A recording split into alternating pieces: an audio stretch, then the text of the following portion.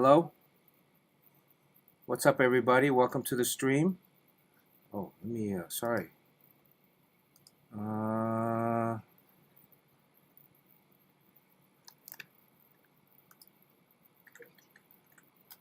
we have Jamie Odell on. Make Havoc, Steve. Long time no see, Steve. Make Havoc, Nicholas. Camera Go. Nicholas. Ace. We have Ace. Actually, we have Sean and Ace on the Discord. James Quo's here. Your Jimbo is our moderator. All the other heads disappeared. Yeah, well, I don't know who else is going to show up today. Let me put Ace's head up. I hope it's still here. Yeah, I get a head. Yeah, you get a head. All right, which head do you want, Ace? Oh no, that's only one. I think head. I think that's the head I had last time, honestly. Okay. Let me see Ace's head. Fortnite said she'll be on later. Okay. Ace's head. All right. We'll do a little follow up on James from last week. We're doing a portfolio review today.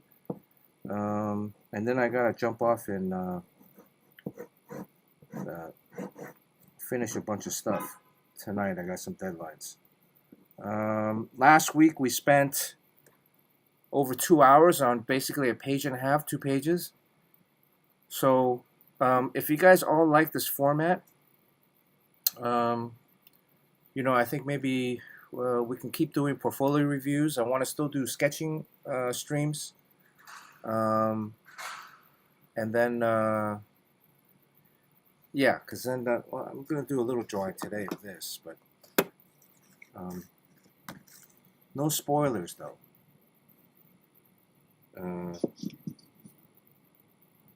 Sean, Ace, you guys got anything going on? Sean? Not much. I mean, just took the kid to school, and then we're back and just trying to adjust now with a new family configuration. Well, yeah, the son is off to out of the house, huh? Yeah, off to college. Wow. Yeah. Congratulations. Offloaded. Yes. Is he off the payroll or he's still on the payroll? No, we're not that cutthroat. We're not gonna Sean Gordon Murphy him, but something in between that and trust fund baby, something in between. Well, he's set for life. How many bitcoins does he have right now? He won't tell us. No. He's probably got a few. It's all Solana, you know that? Huh? It's Solana is what apparently all the kids are trading these days. Solana. Yeah. Is that how much is Solana worth? I don't know. I don't know anything about it, but I know that I'd be very reluctant to actually buy into any of these because you never know which one's going to be the one that ends up being the one, and then the other ones may end up being worthless. So I'll just wait until everything gets settled down. But well, Bitcoin I was the leader. Yeah, Bitcoin's still the leader. It's like $111,000 for one share. 10 years ago it was $800 for one. Should have bought some. I thought it was too expensive at $800. Then during the pandemic it was like 30 something. I thought that was too expensive. But I mean, I do have some Bitcoin and Ethereum. And I did have like I did buy another one, but then that one is now zero. But I think Bitcoin I think Bitcoin is pretty safe. Ethereum is probably pretty safe too. Thank God, because that's what I have. Ace has some. What do you have, Ace? I was big in ETH while I was doing like all the NFT stuff. I was getting a lot of ETH because that's like what they deal with. Ethereum, right? Yeah. Yeah. What do the cool kids call the it? artists are into Ethereum. ETH. You have some Ethereum, Sean. Don't you have some Ethereum from the Wingman? Yeah, I have a decent amount of it. How many Ethereums do you have? Like multiple Ethereums? I don't know. I think it's like Ethereums are like what? You about to expose Sean's wallet. Oh right, his, crypto wallet. Wow. I mean, I don't even have. I think I might have like 1/10 of an Ethereum. What is that worth? Like $100? Anyways. Yeah, I think ETH is what? Mally $5 Loki grand right now or not? Ethereum's going up right now. It was kind of flatlined for a while. Now it's apparently gone up. Make Havoc asks, am I going to be at LA Comic Con next month? No, I will not be at LA Comic Con next month. Even though I am probably the closest living comics pro to the convention. Ever. Wow. Literally. Just duck in there. Literally, I'm across the street. But they didn't offer me a the table. Grilling? Huh? You know, when I went there last time, it's like when you get into the building, there are people like grilling and barbecue stuff. Oh yeah, the Tijuana hot dogs. Yeah. The Tijuana dogs. Yeah. It's a hot dog, like a big I've never fat eaten one, but I always wanted to. Those are pretty. I mean, they look really good. Here's the thing: it's like a big fat hot dog wrapped with bacon, and then they grill it with some green peppers and onions. You can put that on there, and I don't know how much it is. It's like what, $10, $15. The Tijuana dog. The only thing I have against those vendors is that, and they're here like every event, and there's Staples Center, so it's Crypto.com Arena, which the Lakers play. Right now there's a Sparks game tonight, LA Sparks, the WNBA. And whatever they don't sell at night, at the end, after everybody leaves, they dump it in the bushes in the area. Oh, I didn't know that. Yeah, they dump it in the bushes in the area. So, like, if you have a dog and you're walking a dog, like, they're always, like, in the bushes because there's all these, like, fucking hot dogs there rotting. And it's also, creates, like, it's a health issue. It's not like, so that was an issue for a while. I don't know if they've been cleaning it up. But that was what was happening. GV NYC, good to see you. Okay, so let's follow up on last week's review, and then we might have a review this week, a new one. I don't know if he's in chat. I don't know his real name. I just know his Instagram name. Is it Nicholas? Is it Malioki? If it is, speak up so we can. And then I give you a link to jump on the Discord. So I wanted to follow up on last week. We had James Quo, or you guys want to play a lottery first? What, I mean, like a real lottery? I have a scratch off. Let's do this while we're waiting for some people to show up. But James Quo, James, you want to jump on Discord real quick? I was thinking we only got through like 2 pages last week.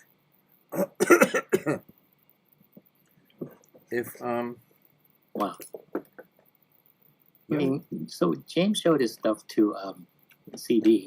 CB's not really an artist or whatever, but he it seemed like he was close to getting somewhere with it. And then he showed his work to like 3 veteran comic book artists with like a combined maybe like 90 years in this business. And yeah, I don't know how you can survive that. But big ups for you for actually putting up with it all. Yeah, for being a good sport. I think. Oh yeah, it's my pleasure. I really appreciate the advice from 3 professionals, yourself, Mike Choi, Sean Chen. I wish I would have heard from Jerry and Courtney, but I can't be too greedy. I really appreciate the close attention, which is invaluable. Well, CB's the editor-in-chief of Marvel, Sean. I mean, that's... If CB says you got a job... yeah, that's definitely... Huh? Yeah. That's great. And then, if you like, I think the only one who's got you beat in terms of caliber of people looking at your stuff is our other host Ace here, who regularly has an audience with Jim Lee. Oh, wow. Yeah. Ace is Yeah, it's not easy doing what I do because I'm a hustler. I like to think myself as a big hustler when it comes to showing my work. I cut lines, I talk to people who other people are scared to talk to, and that's just something you can't be afraid. Like, I'm not afraid to push my way through and try to get my stuff seen and get as much advice as I can. And that's kind of like how I just like keep running into like these big new people. Ace jumps right in the. He's at NYCC and like he doesn't wait in line. Jim calls him over and he skips He's the tall. line. It helps. Okay, let's see here. Let's see if we won anything. This row here, nothing. I actually scraped off the numbers. Sean, you want to pick a prize? Oh, yeah, I don't know how this works. I mean, it seems like you scratched everything. Well, no, I scratched off the number of the prizes. I mean, the winning prize, but then it has to match the number from that prize has to match our winning numbers here on the left. So 30 is not a number, 61 is not a number, 43 is not a number, 45. Oh, this might not be a good one. 63. This ticket was $40. Okay. You want to pick a prize? $40. If you can pick a prize, and we win big, I'll give you a little bit of it. I'll cut you in on a little bit. I mean, 15 mil, I don't know. I mean, I might be out of we might not stream anymore. Oh, Courtney's here. If we get the 15 mil. Carson McKinney sub 50 months. Currently on a 43-month streak. Thank you so much, Carson McKinney. Carson, I saw you're doing some ink samples, inking at the kitchen table. Thank you for your support. Carson will also be at NYCC. Got a ticket for Friday and Saturday. Okay. Hello, El Magusi. Oh, party. El Magusi, you want to pick one? You want to pick a 15 million? Let's see if we win this 15 million. 38. Samba. Nope.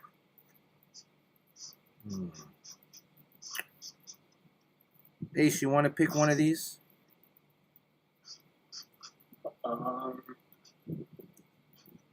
Jimbo, you want to pick one? Can you guys see the numbers? I'm still not getting how this works. Well, I scraped off the prize. Now, whatever number is on top of the prize, that has to match the winning numbers on the left. And then if they match, then you win that prize. Oh, all right. Do the 10,000 one. 37. Right, you want to do the 10,000? This one? Which 10,000? The top or the bottom? Huh? Yeah, that one right there, the top. Okay. The top. Right. 52. 10,000. Nope. 53. I don't have a good feeling about this. Usually when the numbers are really close and you're missing by one and they got the on both sides of it's not a good ticket. Sean, you want to pick a number? Jimbo, you want to pick a number? No. I'm going to do the 15 mils. Let's see. 15 mil. 27. Courtney's here. Courtney, hello, Courtney. Yeah, 38. Look at that, 38, and then there's a 30. It's a 58. 36. No, Courtney, you want to pick a number? I should just. I should have done top, 3, 5, and then top down. 32. No, well, we're not $15 million winners. You at least win something? Well, I'm hoping to just break even. $40 ticket. Yeah. 4,000 says Courtney. Yeah, we're not going to get any of the big prizes. 65. I'm going to just get rid of all the big prizes, and then we can figure out. We'll split the. If you guys win, if you guys pick one of the. We're not going to get any of these. This is next to impossible. 7. 14. There's no 14, right? Let me get rid of this 10,000 one. 11. Oh, let me get rid of this 100. We might win 100. I've won $200. Is the most. Most I've ever won once. All right. Anybody want any other ones? Superior Court picked the 4,000. Yeah, see, if you pick the big ones, you're not gonna win. Sean, pick a number. Like $50, $25, $75. 50 bucks. 51. 51 a $50 one. Here's a $50 one. Sean has good luck. 49. Nope.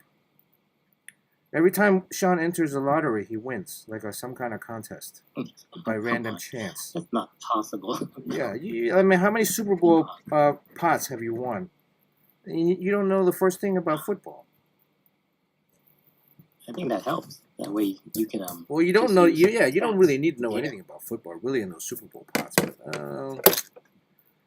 But, Ace, you want to pick another one? Yeah, don't pick the 4,000. These are not gonna win. Although if they did, I'm signing off, and we're going to the bar. 66. I picked the 1,000. The 1,000. Nope. Yeah, see these big ones. You gotta pick like 40. If I hit a like 40, this might win. This one might win. Who wants the 40? Lurky Lurkus here. Dr. Midnight, how you doing? Hope you're doing good. Let's see. We got the $40. 34. No. Either or 2020, 25, 20, 50, maybe it's I'm just gonna scratch them all off. 26. Nobody's helping me. 69. There we go. Nope. Yeah, this is I'm never going back to this lottery machine again. 25. 41. 50. Maybe I get two 50s. 57. Nope. Number 8. Nope. Number 18. 22. Oh, this one looks like a dud.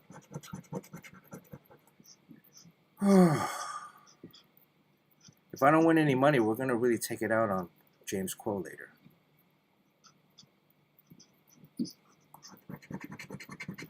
$42. Happy birthday, Courtney. It's your birthday? Oh, it's Courtney's birthday? recently. Right? Yeah, happy birthday, Courtney. Nothing. Nothing. This is a dud.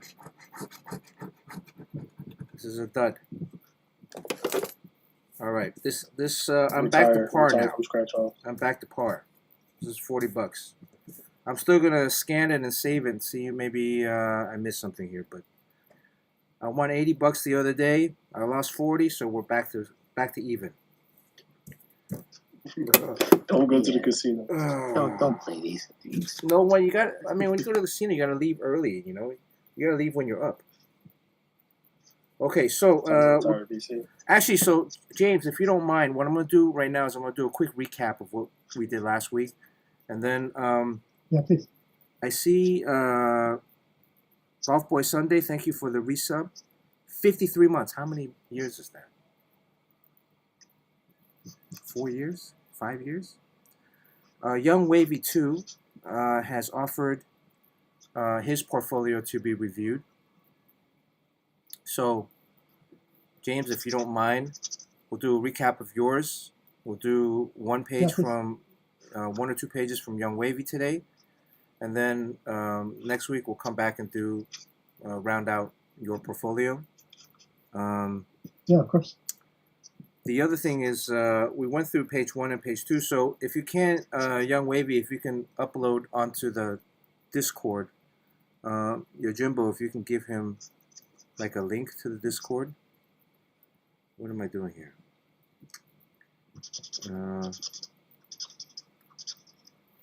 Add. So I've also gone and the script from this Spider-Gwen Vulture I found online. There's a link to it on the Discord in the art folder, which is the Beavis folder. Is that the Beavis folder or the Butthead folder? R.I.P. Beavis. Butthead is artwork. you need a subscription to copy the text. So I sent the link. I actually have snap pictures of the script, but if you guys just go onto the website, you can look at it and I guess screen grab the each page. And then I also did a little bit further deep dive. I found the DK Ruan pages. I guess those were his tryout pages. And I also found, I think, one or two other from other artists. They, I guess Marvel is probably using this as one of the scripts for submissions. And then I found the printed page. Did you find all that too, James? Yeah, I think I've been searching for like Marvel portfolio sample pages just to see what the caliber of what people are doing. Okay. And these Gwen pages kept coming up, and I was like, oh, I gotta track down the script and find it, and like give it a try myself. Okay. And the DK Ruan ones are amazing. So this is the he is amazing. This is the DK page right here. This is page 1. Let me pull up. Let me read the script first of all. That way you guys can get a good Very idea. different. It's really weird. There's nothing going on in that. There's just like vignette after vignette with no specific action being done. So this is a Spider-Gwen sample script by Jason Latour, page 1, cut to a graffitied water tower where in bright green fluorescent paint we can make clearly out a crude cartoon vulture flying with a gassy stink cloud in its wake. The big letters below him, Spider-Gwen is written, "Vulture is lame." Panel 2, pull out to reveal the area all around the water tower, all over the nearby billboards and rooftops. So you can see that Spider-Gwen has spray painted dozens of messages to the Vulture. By the way, I might want to note again, she's committing a crime. Stuff ranging from childish put-downs to crude mean cartoons of him. She's basically turned a large portion of the skyline near the Vulture's apartment into a graffiti-covered bathroom stall. Anyway, it's a display that could be impossible to miss from the street, let alone the sky, especially given that it's written in fluorescent neon green spray paint. Obviously, this is black and white line art. James, you said you did this half traditional, half digital, right? Yes. So I've drawn the characters on paper because I'm more comfortable with it, and I used Clip Studio to do the backgrounds because of the perspective tools. yeah, so ultimately, like, I think the file's digital file. Maybe you want to do it in green paint, but it's not. I wouldn't say that it's a must. Spider-Gwen says something. Panel 3, pull out now to reveal Spider-Gwen perched on the fire escape outside the Vulture's apartment. She's self-satisfied, laughing inside her own jokes. She works on the last of her tagging. On the street below, bystanders and the film crew have gathered. A cop looks up, taking notice, but they seem to be pointing something above her. Spider-Gwen to herself, "See, you're special now, Vulture. They're all here just for ... Panel 4, Spider sense tingles as Spidey looks up into the sky to reveal a dozen vultures or more circling above her dead center. At the eye of the circle is the Vulture. Spider-Gwen, you? That says page 1. I don't see any of that here. So there's I was about to say I don't see any of that. yeah. So there's And you notice how passive this thing, like all these panels are very passive. There's no action going on. I mean, I'm only reacting because James Crow's pages were so different right. and in a much better way. I'm looking at this. I'm blown away by the artwork, but I don't think he really told any of the story. What was this again? Can you tell me? This was DK Ruan. DK Ruan. DK. He does a lot of covers now. I don't know if he does a lot of interiors anymore. He's been in the Magic Order was the last one. He's been in the business a handful of years. How many years has DK's been pro?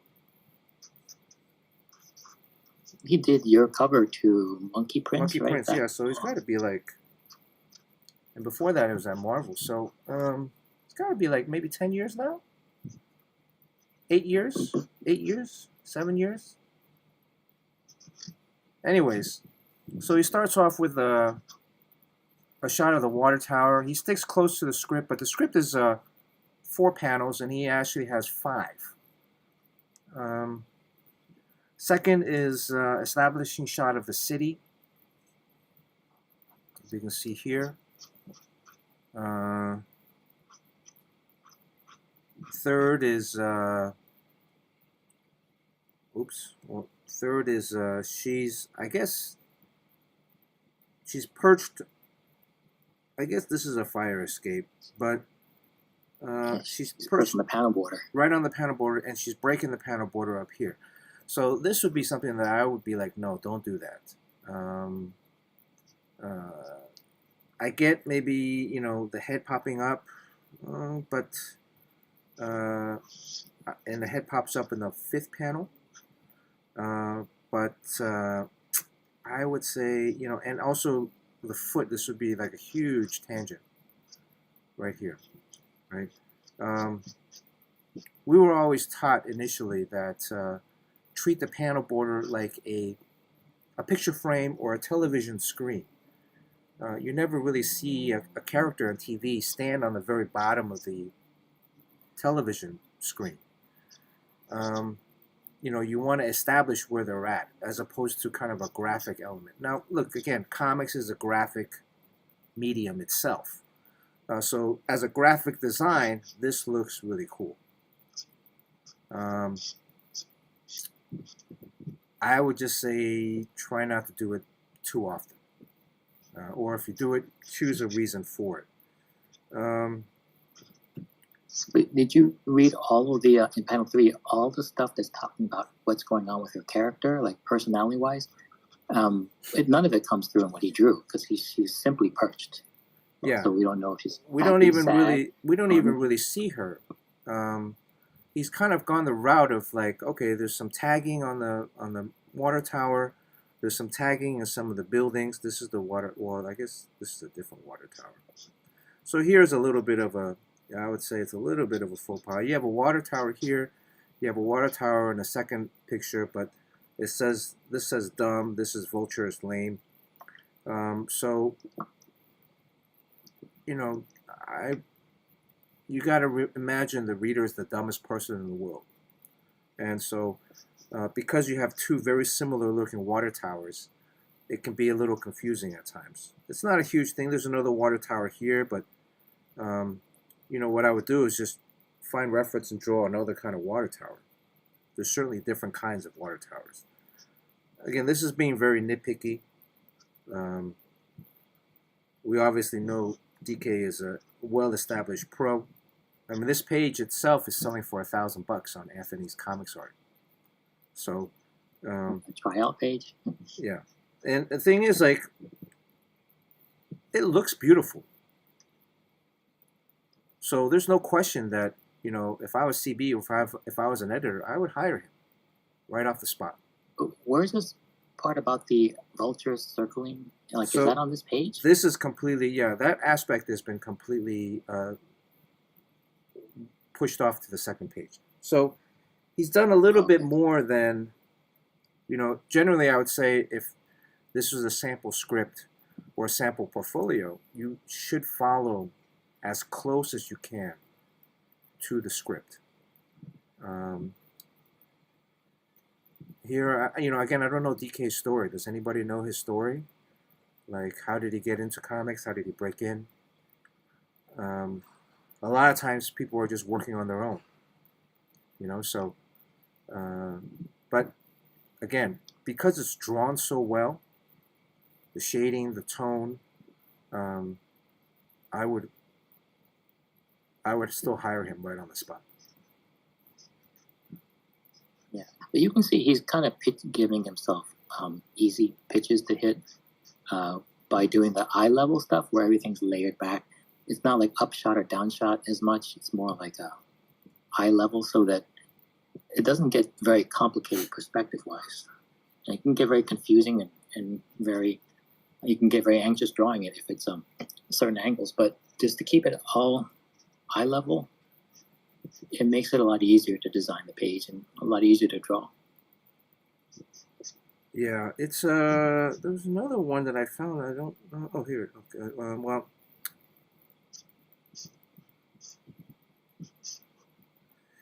so I couldn't find page 2, but I found page 3. So this page 3 was the apartment, smashing into the apartment. So this was also the page that we worked on with James last week. Um,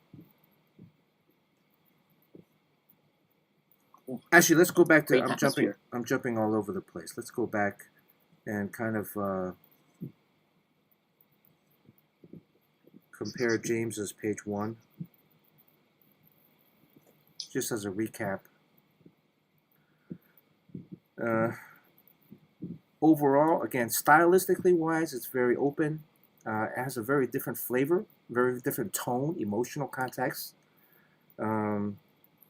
DK's pages are very moody. James's pages, there's emotion to it, but it's very happy. It's very airy. It's very open. When I look at it, it's very youthful, right? Whereas DK's is, some serious shit's gonna happen. So some of that is just drawing.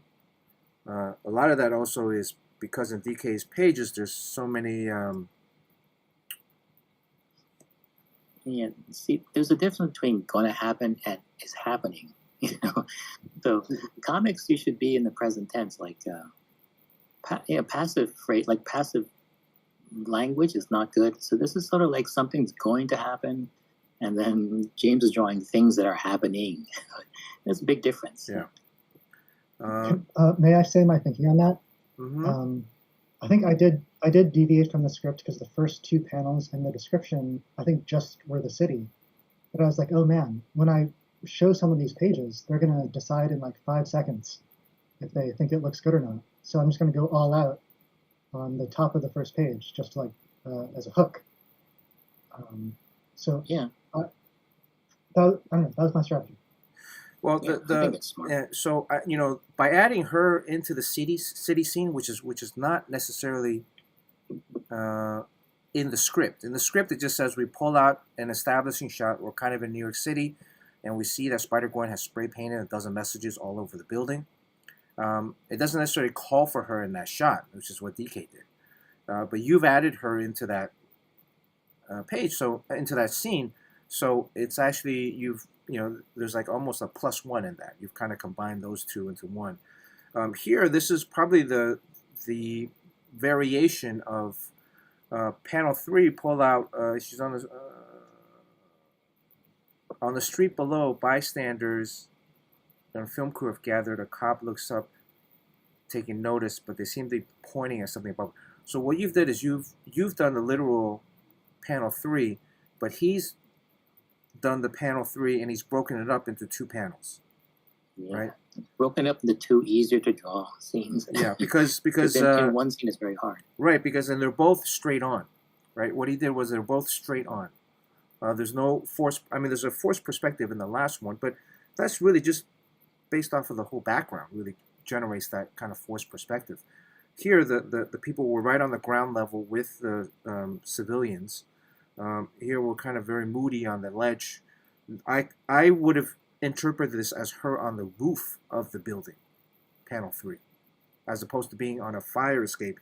Because to me, I know that the fire escape is going to have additional guardrails, or she's actually on top of the fire escape, atop of the railing fence, because we do see the fence back here.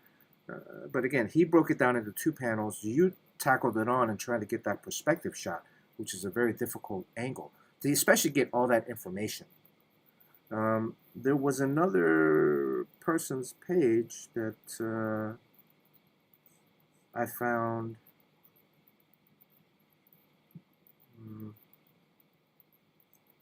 I didn't add it in here. No, let me see. Hold on. It's pretty bold to just push a panel onto the next page. If this is like a sample script, you're like, I'm going to move things around. So he didn't draw the final panel on that page. This was another person's. I forgot this guy's name. This was another person's sample that I found. Them using, I'm assuming this is the same exact script because it starts out with a water tower shot. He's already put some birds in the background. There's already birds in the panel of background panel 2, and then we have the reveal in panel 5. Again, here he's at 5 panels. So I don't know if they're reading a different script, because the script that I saw is only has 4. Here in this reveal, he's actually kind of combined 1 and 2 a little bit, and then because he has additional graffiti stuff in panel 1. And then panel 2, he's reversed angled from the bottom of the crowd, which is kind of what I think the sketch that I drew was from the crowd level, street level, looking up. Now, the only thing with this shot is he didn't establish Spider-Gwen at all initially. Yeah, where is she? I don't see her. I don't see her in the first 2 panels. So we just get okay, there's some tagging and graffiti. There's people from the street looking up, and obviously they're already looking up at the birds because there's already birds here. They're looking up in the sky. Even in here, I guess there are some street signs, but this says motel. This says something. This is a lower res version. This says death from butt. But because of the graffiti is tagged onto other signage, it's very difficult to read. He also does this thing where, okay, there is this written language in pencil or comic book art, where if you put an X, it's supposed to dictate that this area is going to be all black or inked in. Yeah, that's for pros only. Yeah. So if That's you're for this pros is a on a real job only. if you're a sample portfolio, don't do this. Pencil it in. Right. This is only a shortcut for pros. Basically, not only is it a shortcut, its primary purpose is that because if you were to use graphite on the paper, and then you have an inker traditionally ink over your pencils.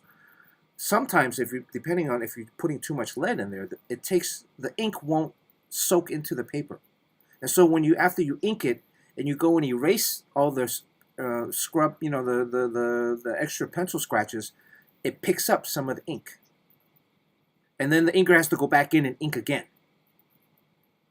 So that's why pros do this, but if this is a tryout script, do not do this. Because to me, I look at it like, A, you're lazy, and B, you don't really think you're a understand. pro? Huh? Well, no, you don't really understand that this is going to be a big. These areas are going to be in all black, right? So how does that affect the eye? Right now, this looks like a Jeff Darrow page. We showed Jeff Darrow's art last stream, right, where it's very linear, very open. But the finished version is actually not that. This finished version, if I were to go in with an ink, let's see, if I were to take this and let's move the curves up a little bit. Oops, let's move the curves up. Just if we're gonna go straight to ink. Oops, how do I do that? If this was straight to ink, again, not including the ink line, but just to give you an idea.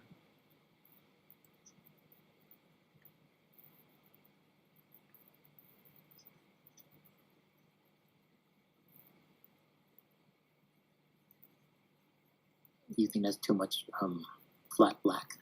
Well, the thing is, The thing is, we don't know because it's not filled in. Right, we don't know if it's because it's not filled in, and then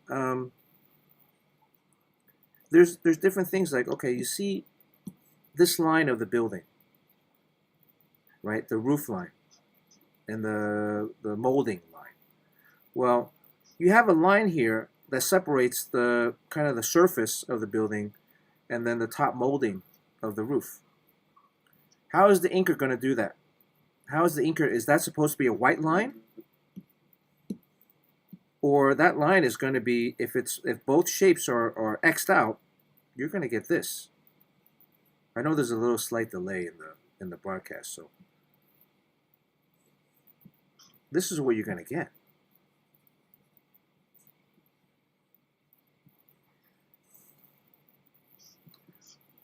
And then the second panel, this kid is, so all of this detail in the clothing, it's all gone.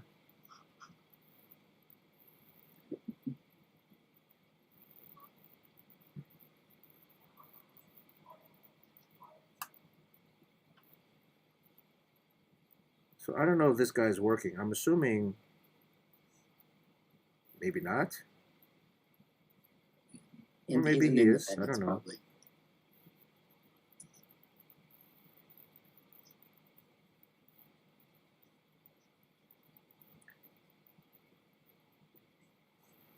But if you look at this, now it has a dramatically different look than the original page, than the pencils. I actually haven't even gone in and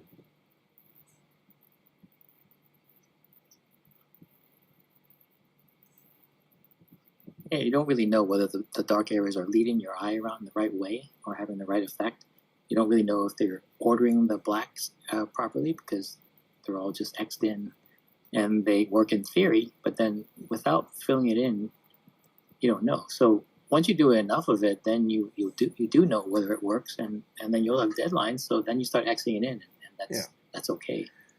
But on a sample page. But if we look at this page, weird. If we look at this page now, you see, okay, this is, I think I filled in all of the X'd areas. Yeah, it's kind of random, the black stuff. Where's my eye going? You know, it's not really kind of going any which way. There's no focus. So do not do the X thing. Please. I mean, there's a huge difference between the two. This actually looks okay.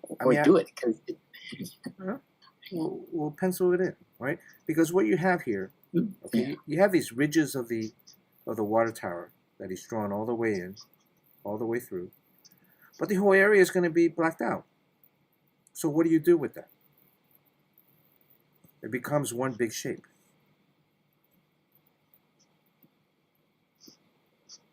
Right? And also the other thing is, again, this is a huge thing. He's gone in and drawn the hoodie and the sweat, the folds in this kid's hoodie. But when it gets inked in, what does it become? I don't know that that's a hoodie. I think he means to put a double line there. He's supposed to put a double line, but he didn't. So it just gets filled in. Yeah. So, amateur mistake. All right. Well, yeah, if you see 1,000 portfolios, you need to be able to weed people out immediately. So I think when you see, like, I just see X's are like, nope, and then you can just instantly cast it aside.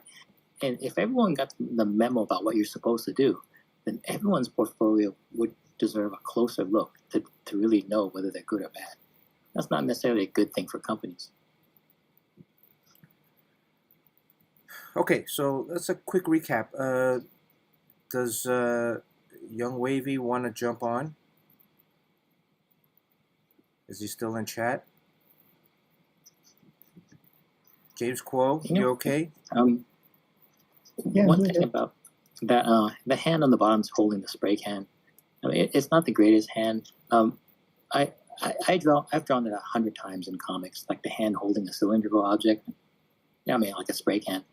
I think 80% of the time, I'm shooting a photo reference of my own hand with my desktop camera, and then drawing from it just to make sure that it wraps around. It's incredibly hard to do.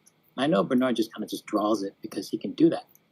But a guy like me, I've drawn it so many times, and almost all the time, I'm shooting my hand, holding like a Coke can and then drawing from it, even if it's a woman's hand or an old man's hand, at least I get the basic structure of how things work. So I think one thing that you might want to think about is you probably have in your mind how long a page takes, how long you would want a page to take, and I think you have to like lengthen that time, and then you have to determine whether it's worth it doing this. Because at one point it was taking me 2.5, sometimes 3 days to do one page, and that I was not down with that. So I quit and went into advertising because the standards were lower and the pay was higher. Eventually I came back, and then I'm back to doing 2.5 days per page, and it's not fun, but it is what it is. But that's what it takes for me. So I think you probably think that a page in a day is about a good amount of time to spend. I think if that's the case, it's going to take longer, and it may not be worth it financially, or just it might be a pain in the ass to get good results. So that's one thing you have to consider, because I think everyone's saying like just a little bit tighter or something. So if I need to use photo reference for that, then I think someone who is not working professionally, yes, should probably do the same thing, because I'm doing it, and I've been working for 30 years, and I still can't draw that hand very well. So don't be afraid to. I think what's happening in the end, like Bernard told you right before we got off yesterday, that he thinks you should draw this over again for New York Comic Con. And that's a tough thing to take, especially because it seemed like it got pretty far with this. But then, so I think like maybe if you were to increase the amount of time. Thank you very much, Sean. I have been taking notes, and I am going to redo the whole sequence before New York. Right now, I'm actually working on the Mad Cave talent search, which is due this Friday night. Oh, it And is. so it's kind of nice to just have a little. Okay. It's nice to have a little palate cleanser and just like work on something else, and then come back to this fresh.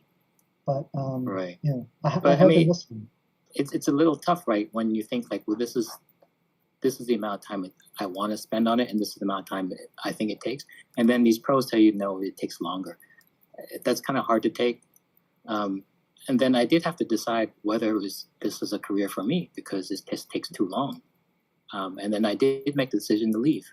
But I'm back. And one of the things that happens is you improve and get faster, but at the same time you get faster, you move the goalpost because your eye gets even more better, and then you're constantly reaching for something higher.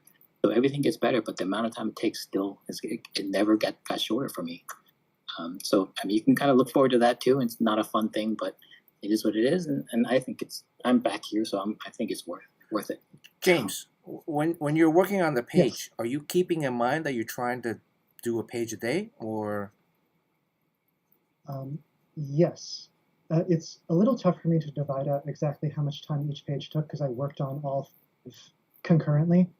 And so I would just like get the Gwen shapes in my mind and try to draw all the Gwens across all 5. Really understand the vulture in my mind to draw all the vultures. So it took about a week to do the sequence. So it would probably be a Great. day and change. Yeah, that's fast. I mean, you're always very fast on the super fast sketch phase.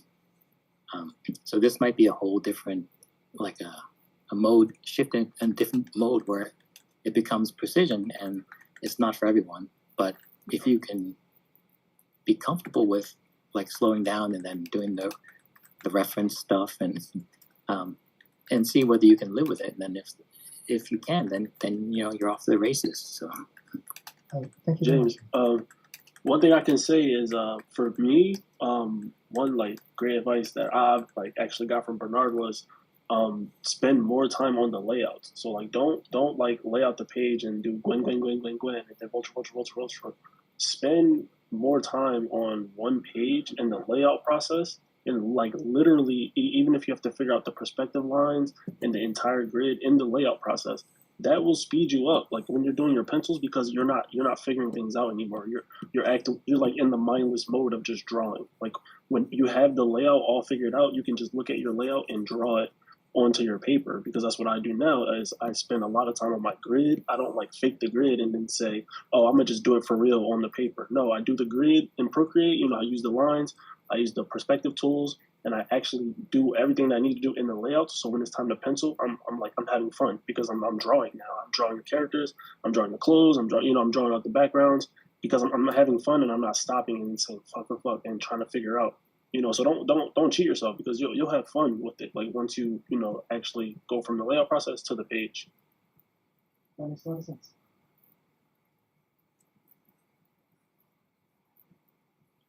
Anyways. One thing I need to do for myself is just to commit to doing the whole thing digital. Oh, hold on, James. We can't hear you. Okay. You're pulling a Fletch on us right now. Your voice is kind of muffled. Well, I was trying to say if you can hear me now. Yep, perfect. I think for speed, I just need to commit to doing full digital because doing hybrid, like I lost a lot of time and frustration on like printing and scanning and pasting everything back in and being sure that it lines up. I think it's just because I've done traditional for so many more years. I'm still a little tentative on the digital side, but I think for this next round, I'm going to tear off the Band-Aid. So since last week, I've been in Clip Studio. I've been looking up ballerinas. You're saying that Gwen's movement needs to be more balletic. I've been looking up hand reference. I've been looking at cars because I know that I kind of messed up the construction of the band. So I am, you guys helped me identify some of the deficiencies, and I'm kind of going directly towards where those gaps are. So I hope that you'll be pleased when you see the revised version in October. Okay. Yeah, Bernard's a tough audience, though. Yeah, James. I mean, I'm being extra picky on some of these things, but I'm assuming that you can. It's not. We're not trying to beat you down on any of this. This is the same criticism that I would want to get. Right. Because I would want to know where you might do something different, or Sean might do something different, Ace might do something different.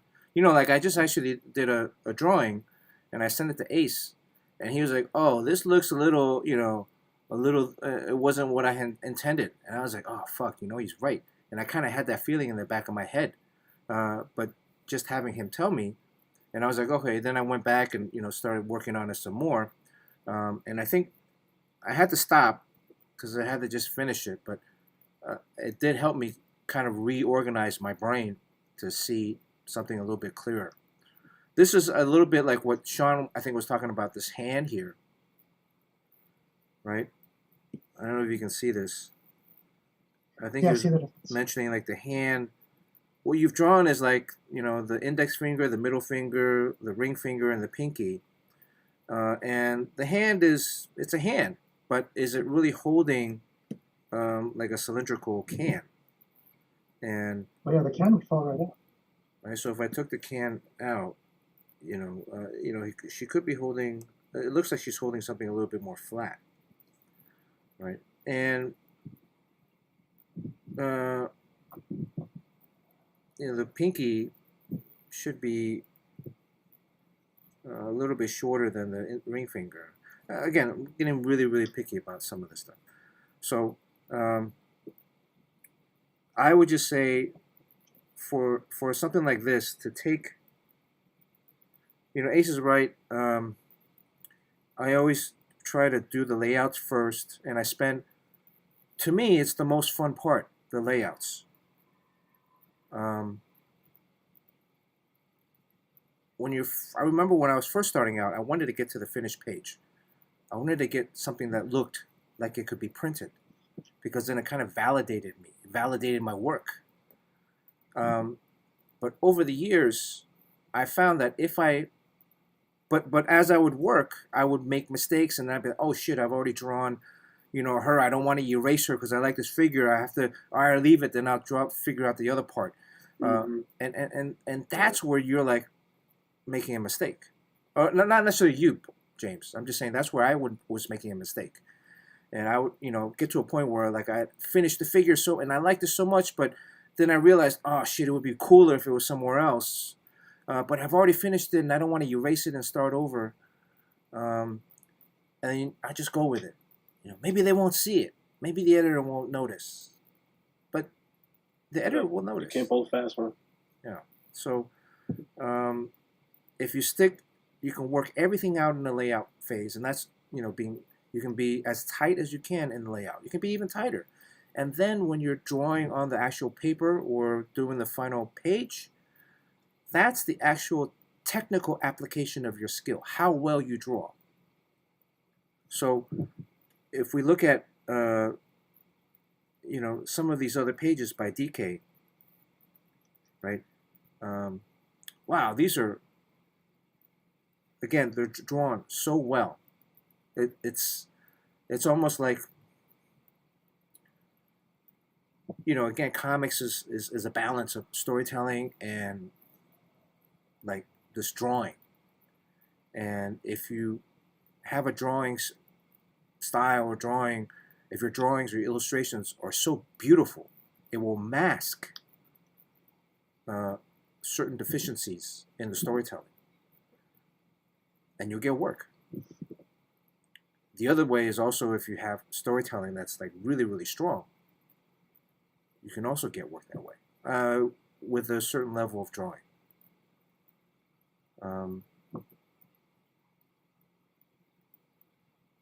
Any questions?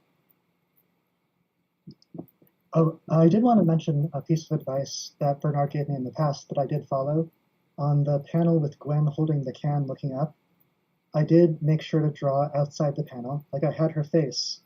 Then I made sure to draw her whole shoulder and elbow and forearm like leading up to the can, even though they don't appear in the comic, just to make sure that things were located in a logical way. Okay, Yeah. yeah, that's great. Because That's a especially great if it's idea. digital. Yeah, so UJ's in the chat. I talked to UJ a lot about layouts too. Yeah, this is DK's. This was DK's sample Spider-Gwen pages, test pages. UJ recently got a sample script from Marvel, and he's submitting that as well. But yeah, this was DK's sample page. And also, there's this new style, the younger artists these days, they're adding gray tones and watercolor. Olivier does this. Well, but Olivier, when he was starting out, didn't do, I don't remember him doing watercolors initially. His pages were so beautiful. I remember seeing Olivier Coipel's sample pages in San Diego. This might have been like 2000 something, early 2000s. And I was like, man, if I was an editor, if I was a company, I would hire you right now and sign you to like an exclusive contract. There were certain things maybe like nitpicking about storytelling, but it was just drawn so well that all of that storytelling stuff, given the time, you can work it out. So, all right, let me jump on the Discord. James, what world did you choose for your Mad Cave samples? I think I chose Dark Pyramid. Oh, same. Cool. Yeah, I want to see what you come up with. Is that the It's team on. book? That's what's up. Well, I don't know. Did you draw it as a team book, James? So far, I'm redoing this. Like, I'm not writing my own story. I just found an existing Dark Pyramid comic, found a couple of pages, and I'm just gonna like redraw it my way. Also, Carson McKinney also. So we got 3 people here in that. Yeah, and Isn't was it there like, someone that else? show The Voice? Was there someone else that's doing a Mad Cave? Yeah, Carson McKinney. Oh, and Carson Okay. McKinney. But he's writing a script. Yeah, that's interesting because I'm choosing to do a team book. Did you read the entire story, James? I have not. Oh, okay, but at the end they all come together and they start fighting monsters together. But there's no more story after that, so I decided to write a story of them getting their first assignment, their first like monster hunt. So that's what I'm doing. I think I'll do that too. Oh, you can't be published already, so Sean, No. you're not qualified. Sean's gonna work under a pen name. It'll be Oh no! Con It's Shan. gonna be John Shen. They're choosing 2 illustrators this year though, so you can take the #1 spot. Young Wavy, can you jump on the Discord?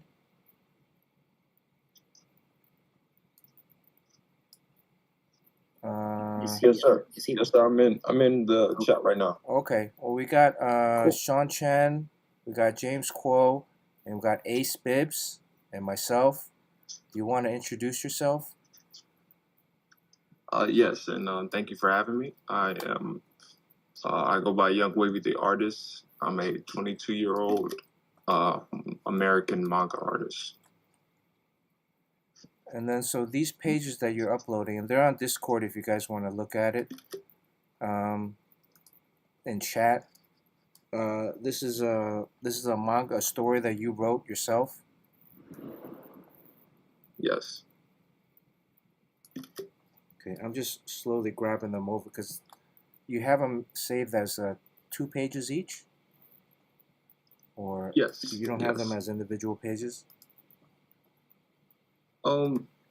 I did have them as individual pages, but the way I structure my pacing, I average about like 3 to 5 panels per page. So I think this way I can you can see the sequences a bit better. But if you would like me to send you those, then yes. Can I ask a question? Since it's manga, do we read these right to left or left to right? No, this is left to right. So Okay. yes. It's like American manga, right? What is that called again? Well, the Comics.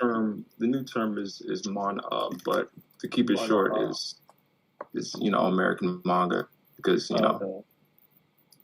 Yeah, no, I've heard Mana before. That's the one I've heard before. then there's Like, but thank you. So, Young Wavy, the comment that we're gonna give is mainly centered around American superhero storytelling or American Okay. comics. Manga is gonna have its own.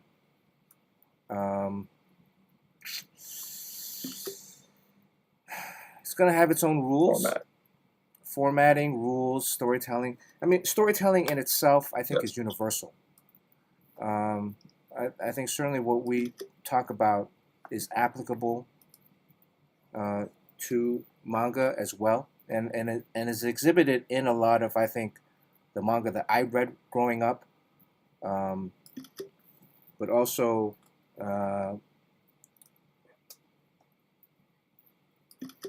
storytelling in itself is just, to me, a universal language. The manga, the formatting's a little bit different. The books are a little bit smaller. The pages are a little bit smaller. The tempo and pacing is a little bit different.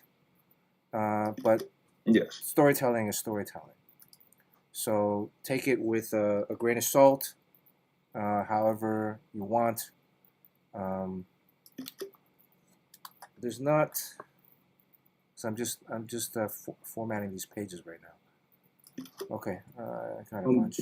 Did you want me to send you the individuals and try and? I already do I already took screenshots of all of them.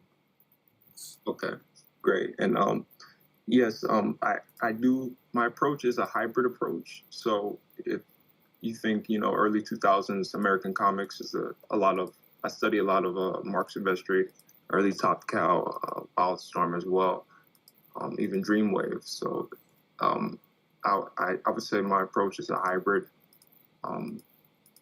I do switch back and forth between different formats. I am working with an American publisher, so that has been, kind of my, I guess, goal is to kind of be as versatile as possible, especially trying to appeal to like the worldwide market. Do you have any intention of working at Cool, Marvel or Sepatone. DC, or how?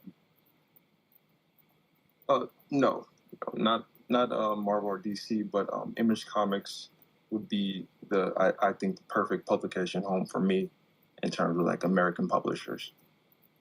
Why Image? Just because they're free in terms of the formatting, and they're open to original ideas and new ideas, and I specialize in original ideas. Oh, so you meant like okay. Because I mean, all those guys that you talked about, they were all former Marvel and DC artists. The Wildstorm Yes. guys, the Top Cow guys. I can't seem to bring these in. But yes, I would say it's more so I prefer to tell my own original stories. I specialize in science fiction and fantasy, supernatural. So I think that's when I do my best work is doing my own original work. Okay. It's great. You know what you want. Can you upload them I'm as in that boat now. can you upload them But, as individual pages? yeah. Sorry. Sorry, Sean. Yes, sir. Oh, I'm saying like that's a great place to be. All those guys stepped up through Marvel, to the minor leagues before they made it into the major. And then they're doing what you want to do now, kind of writing their own ticket, their own characters. But they're probably like getting up at 60. So you can kind of like, I guess, I don't know, I can't really relate to the younger people these days. You can kind of like jump right into the end position, where you have your IP, you pencil, you ink, and you put the gray tones in, and you're writing it and designing everything. So, and the stuff looks pretty cool. Like all the monsters are cool, and the Zipatone stuff is very cool. Thank you. And that's definitely my goal is to try to use the platform that Image built, and I think it's definitely one of my goals to try and build upon it as well. So Image these days is more. I mean, as a publisher, it's no longer like. I mean, most of their books now are I would say they're non-superhero, or at least most of their popular books are non-superhero, or even maybe they're more independent. Is probably the better way of using it. Like their genre of stories is all over the map. So it's not limited to Yes. like the stuff that kind of got them onto the map, and it's a very different company now. Do you know how Image Comics works, or Yes, to Okay. some extent. From coming from like an outside perspective of what I've figured out, through interviews and just what other artists have said in terms of the publishing model. yeah? So it's really like basically you submit a story or a series, and then they'll publish it for you under the Image banner. But then they collect on top of that fees,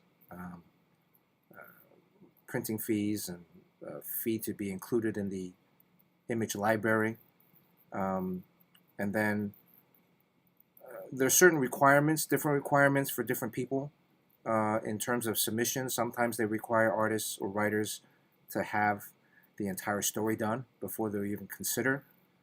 Sometimes people have gotten books or approval for books without anything finished, but just by off of certain pitches. Sometimes they'll provide funding. Image Comics will to the creative team. Sometimes they won't give you a single penny. So it's I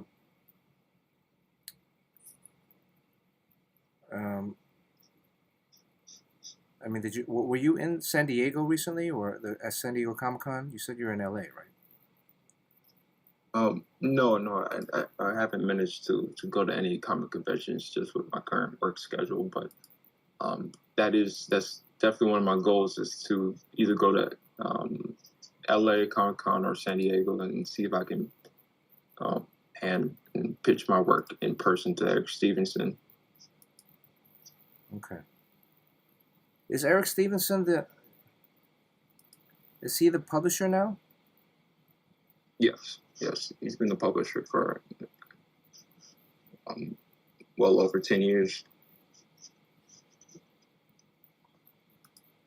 Have you met him before? No, not at all. I thought it went back to Jim Valentino. It was Eric Larson for a little bit. Then it was Jim Valentino, then Eric Larson, and then it went to Eric Stevenson. Okay. And that's from Jim Valentino. He stated that.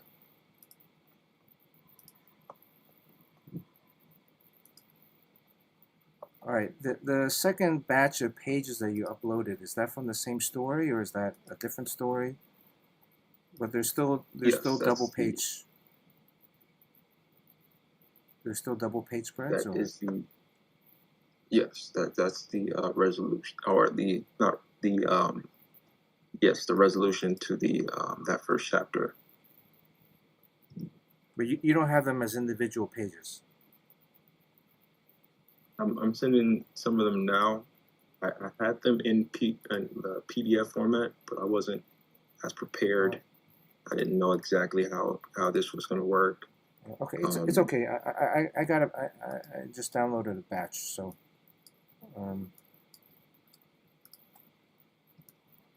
Then let's see.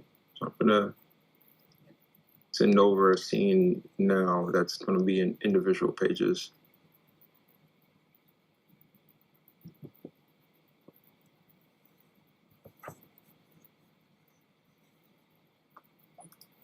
Why is this? All this Zipatone is done digitally, Yes, sir.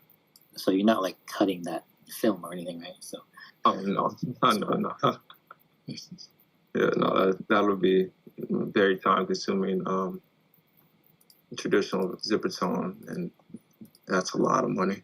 So everything's drawn digitally, right? From scratch? Yes. Yes.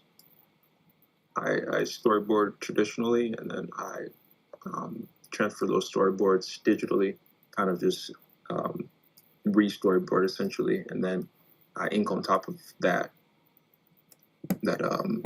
refined storyboard. Did you go to art school or? In high school, that's where I had all of my mentor was my multimedia teacher, and he was a comic artist. But he had to retire, and or he couldn't go far because he had developed a hand condition to where his hand wouldn't stop shaking, so he had to put it down. But he basically taught me how to use Photoshop, the ins and outs, and he gave me a fat book of anatomy and told me, yeah, this is what you need, and I kind of just ran from it, or just ran with it. Okay. Do you have a favorite artist or few favorite artists that you like? Yes. On the Western side, I would say Mark Silvestri, Dexter Soy,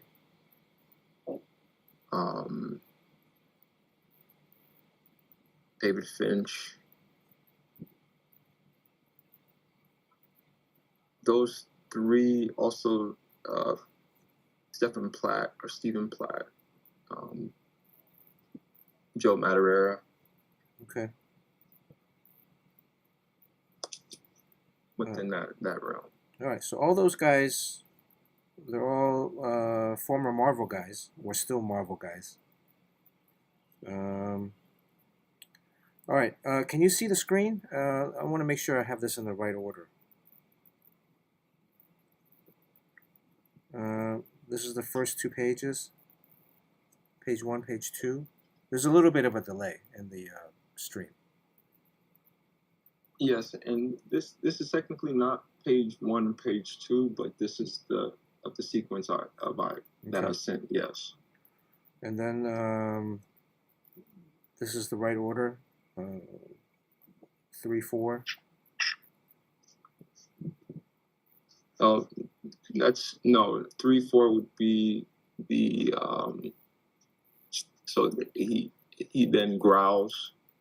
You'll see that it's the monster growls, and then he shoots at it, and these will be the next set of pages after that.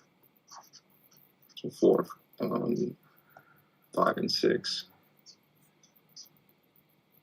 Okay, all right, hold on. And again, I apologize. I just sent the single pages as well. Okay, so this is 1 and 2 where the guy's in the cloak, right, with the cigarette, or Yes. then Yes. 3, 4 would be the monster growling. Then 4 Yes. would be him pulling a gun. Yes. And what should be the next page after this? The monster. Then it would be him. He then he goes for, the monster's going for a attack right now, so he slams into the ground. Yeah. And then yes, okay. that'll And be then the page after that would be where he's standing, like almost a full figure, Yeah. where he has the arm out, or he's cut off the arm or something. Yes. He's using the arm, and then the one after that is using the guy getting hit in the face Getting with kicked. his own arm. Yes. Okay, it's pretty gruesome. Okay, so we got about 10 pages here. Let me. Hey B, I just want to say hello. I just jumping on really quick to say hi. Hello, Fletch. Fletch. Oh, hey, Fletch. How's Hey, it going? guys. Hey, what's going on, Ace? See your Dream Portfolio reviews. I gotta head out to do you know Stuart Trek? It's his last day in Burbank. He's moving up to Portland for the Dark Horse job. So, Right. but I wanted to stop by, buddy. Okay. What's Hey, that? man. Thanks, Fletch. All right. Hey, Fletch. Yo.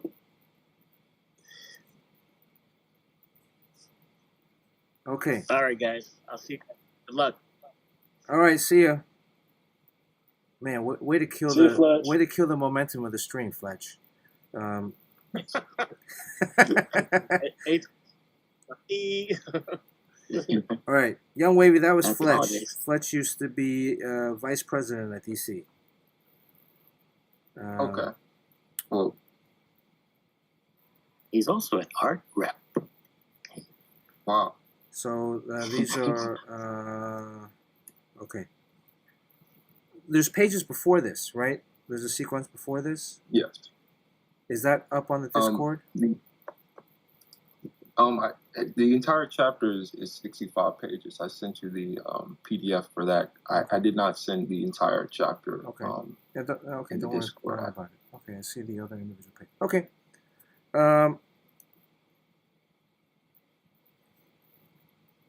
Let me just try to get the story. So we see our this is our hero, our protagonist. Do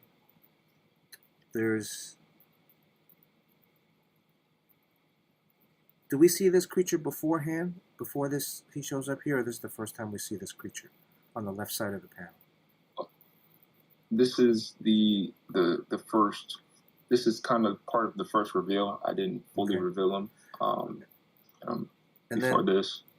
and then where the story is taking place? Where does the story take place? This takes place on Earth after supernova.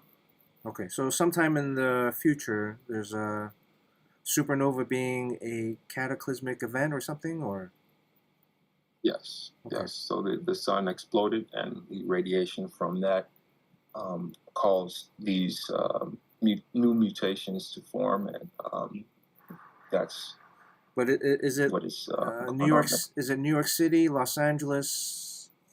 Is it a new city? Is it? This is just I call it just the wastelands.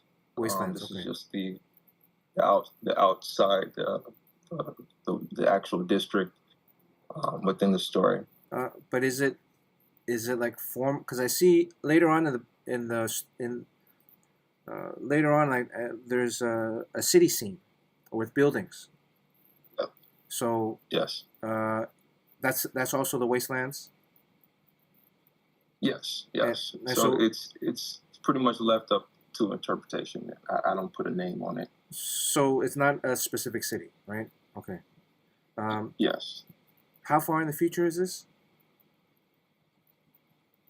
This is at least a century. Oh, okay, all right, okay, cool. I'm just trying to get an understanding, and I don't want to say stuff, comment about stuff that might have been in the pages before this, where it might have established certain things. So just bear with me for a little bit. So then, Absolutely. page 3, 4, the creature kind of gets up. Our hero pulls out a gun from his belt. And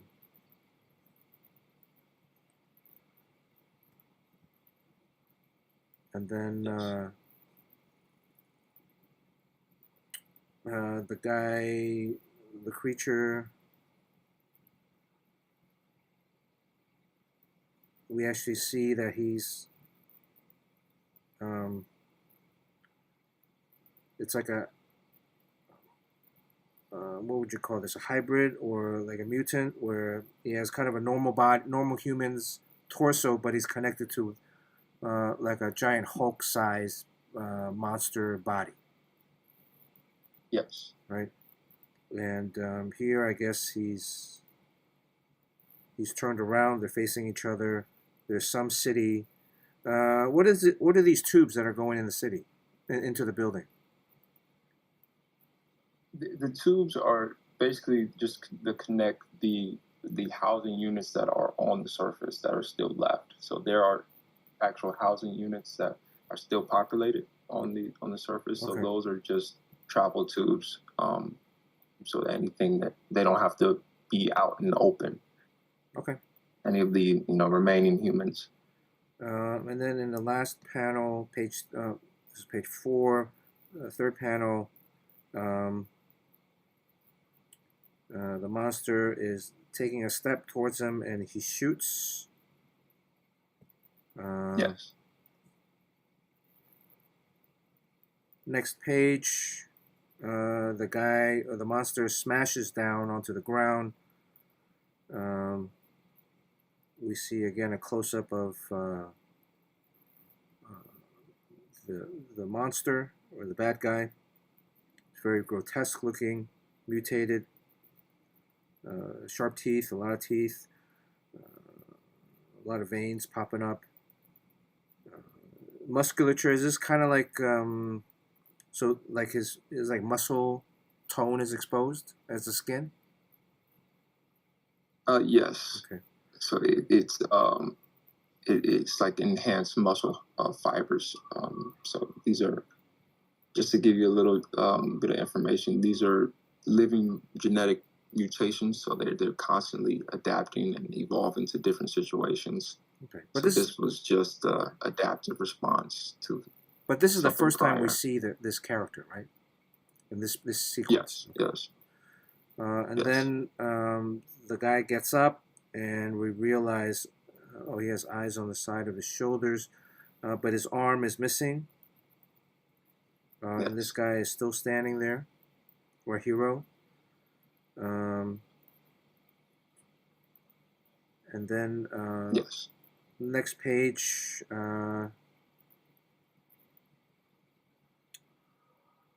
he's taking a device and inserting it into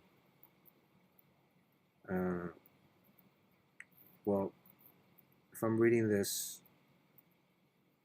panel 1, then a full figure, we see that he's ripped off the monster's arm. He's put something in there. I'm not sure what. It looks like he's pulling out some blood or something, or some vials, Yes. And then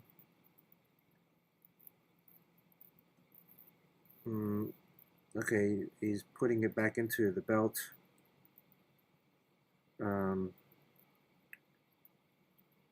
The monster gets angry.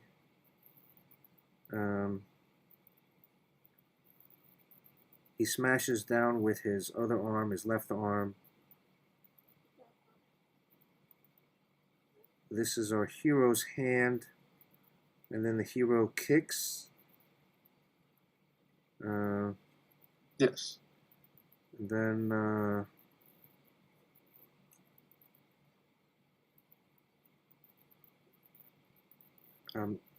the bad guy gets hit. The monster gets hit.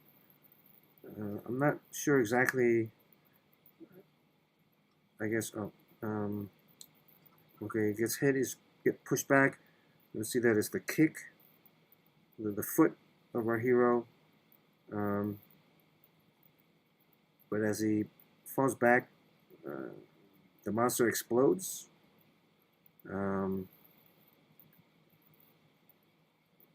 We pull back, and our hero is left in the alleyway. There's a momentary pause. Yes. He hears, he turns and he sees a hole in the building. There's a third building at the end of the alley or the street.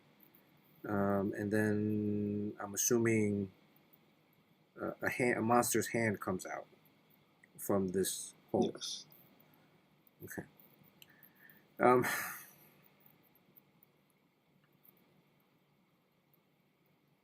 Sean, do you have any questions about the story or any other clarifications before we kind of go into?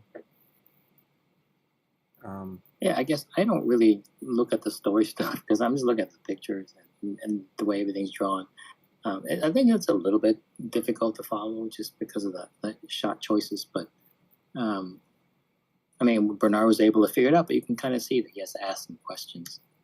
And I don't know how that important that is to you, but I think when someone's reading this stuff, it should be as cool as what you're drawing here and everything, like all that rendering, all that good stuff. But also, it could stand to be a little bit more clear. And you don't have. It's not like one or the other. It can be equally as visually exciting and clear at the same time. So I think that should be your North Star. Okay. How long ago did you draw this, Young Wavy? This was late 2024.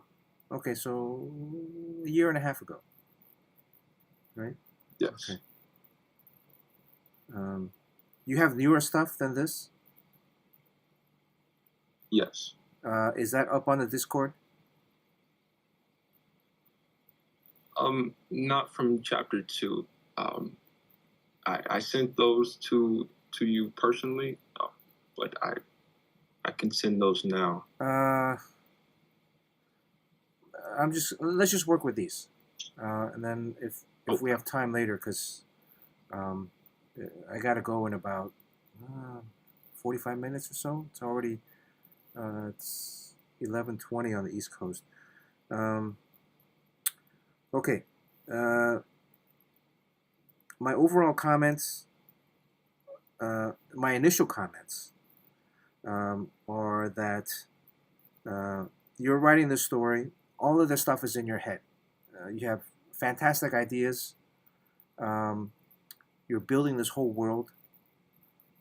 There's, a lot of action. There's a lot of cool fighting. He's ripping the arm off, and then he's like roundhouse kicking the guy. So there's a lot of energy. It seems like you're having a lot of fun writing and drawing this. Yes. Where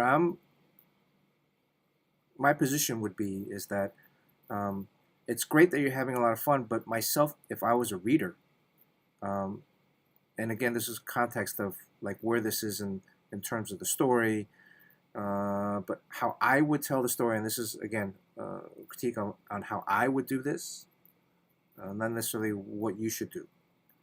But to me, my approach is that a lot of this, you're focused so much on drawing of our hero and drawing of the fun stuff, but you're not giving me a complete or a rounded story. So in the sense that a lot of these other things about the environment is another character in your story. Like Batman would not exist. Batman would not be Batman if he's not set in Gotham, right?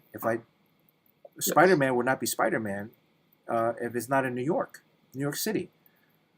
So New York City plays an integral part in defining Spider-Man. If Spider-Man was out here in LA, he'd only be in downtown LA because that's where all the buildings are. Otherwise, if he gets out to anywhere else, he's not swinging around because there's no buildings, right? When you look at Batman, Gotham is such a big part of his character, in contrast to Superman being in Metropolis, and that Metropolis is, this Art Deco. It's very bright.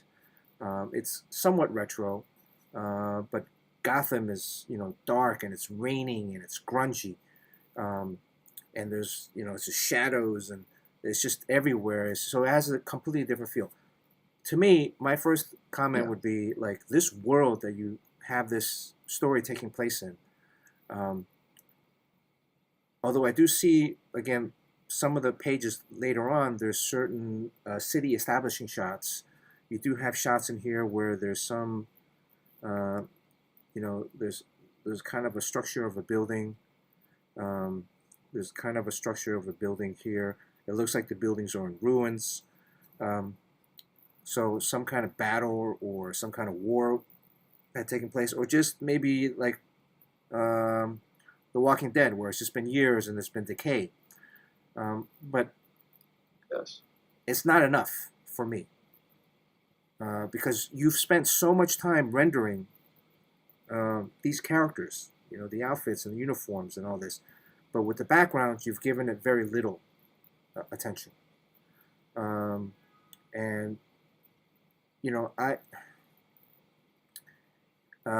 Ace knows this. I tell Ace, it's like, do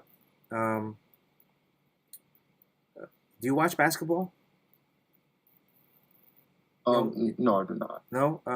Okay. Well, it's like you're slam dunking all the time, but you're not playing any defense. Okay. And you're not passing the ball. Okay. Yes. And yeah, there's people that just slam dunk all the time, but there's a difference between people ask like, oh, why isn't this guy a pro? Why isn't this guy in the NBA? And again, I'm using that NBA marker as a Marvel and DC marker. Well, because you're not playing any defense. Yeah, you have great slam dunks. But I can't play you because there's no defense. So in that context of like your artwork, your story, there's a lot of fun, dynamic stuff happening. But there's also certain components that I would push you to have a bigger focus on in your work. And I think that ultimately will help tell the story and make it so much more richer for a reader to understand what's going on in your head. Because I have a feeling that there's all these ideas that are in your head, about the story, about the environments, all these things. You see it already, but it's not on the paper. It's not on the actual page that I'm reading. There's parts of it, but I think you can do more. And the more is where I would try to steer you towards, if you understand. Absolutely. On the same hand with that, a lot of it is some of the other things I have are also establishing of things prior to happening. And that's clarity. Similar to the backgrounds establishing where the places are, but clarity also in the story. So when we see the guy at first, okay, the first panel, this is kind of our hero, maybe. You know, this is a look. This is a beautiful drawing, right? Very moody. This of our hero. You know, he's standing there posing. There's these speed lines. I think it's like rain or dust or something. It's very exciting, very great. But it's like you have components of everything. But I'm saying like, okay, we gotta like here, if this this is the bad guy. Oh, I guess that's his back. What is this? Did he fly down from a ship or this structure right here in the foreground? He's eating the pilot for that's part of the defense unit. Okay, and we've seen this ship within before this- in previous pages, where this ship has Yes. crashed. Okay, okay. But my main thing would be here. This structure in the background behind him. You know, I asked about the tubes, what the tubes were. I asked where does this take place. So you have elements in there. You know, I know it's in your head. Oh, okay. I need to establish that we're in a city somewhere. This is the wreckage. The tubes is how the people travel between the buildings, because I guess they don't want to go on the ground because they're going to have to fight monsters like this or get killed by monsters. Yes. But it's very quickly rushed over. And to me, I would say this is equally as important as all of these other details, because you're establishing Absolutely. the scene. You're establishing the scene for me to get excited or dangerous. You know, are there other civilians that are living inside of these buildings, or are the buildings empty? And I ask that because it looks like all the buildings are empty. Because These ones right here. all the buildings in the whole scene are empty, right? Or do people live in them? Yes. No, these are all empty. These Okay. are cleaned out. So they're empty. But then, so we go. The next page is a full page close up of the guy's face, and he's, you know, it says, okay, so let's put it to a test. He's basically challenging the guy. And we see that, oh, he has some scars on his face. So this guy's a badass. You know, there's some ripples. His hood is kind of ripped. So obviously he's been in a lot of fights or battles. So, and there's something kind of mysterious and dark, and you got all this, you know, great. Love it. Right? The guy, monster turns around, and again, this is the first time we've seen this monster, right, in the whole story.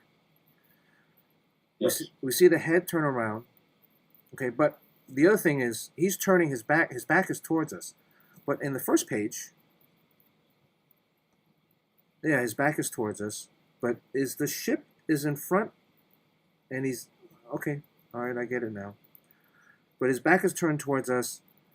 Obviously, he hears or he recognizes our hero saying something. But my first point is here that our hero reaches into, I guess, his belt, and then he pulls out Yes. something, right? I'm assuming that we've seen this belt before in a previous page. This is the first time you actually see him using his tactical belt, and at least in this instance, with the pulling out his weapon. Okay, so you're assuming that I know that this is his belt and that this is his hand. And yeah, I mean, it's somewhat easy to assume that, but you got to pretend that I'm the reader is the dumbest person, not to insult, but I don't know any of this stuff. I don't know anything about the world that you're building. I don't know anything about this fight that's going to happen. You have to give me that information. You have to give me that information in the visual sense. And if Yes. you're making me assume some of these, I could be really dumb and, oh, there's somebody else on the far side, or there's somebody in the building reaching for something. Okay, I get it. On the next page, we see our guy and he's pulling out a gun. But I would have maybe in some way have established earlier on, or even if we don't want to mess with the earlier shots, how you've positioned this. Yeah, I know the hand, you want to show an image of the hand pulling out the gun, right? But Yes. and forgive me, but I'm drawing on a separate layer. I would have maybe Yes. you know Of course. had some kind of like shown a little bit more of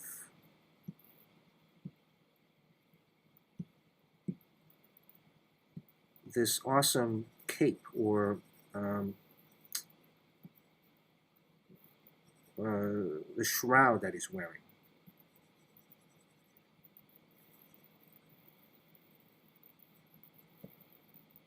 Do you see this? So that And we I'll get that clarify that. his hand is reaching in. And also how you had it. I guess his hand is underneath. Yeah, it is underneath the shroud. We don't see it.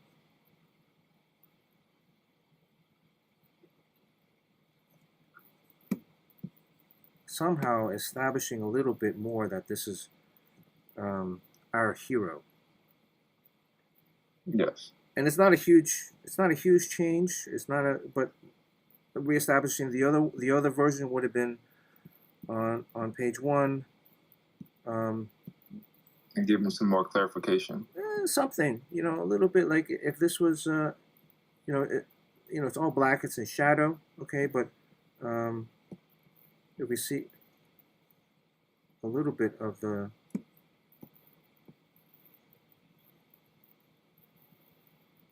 we can still see, you know, that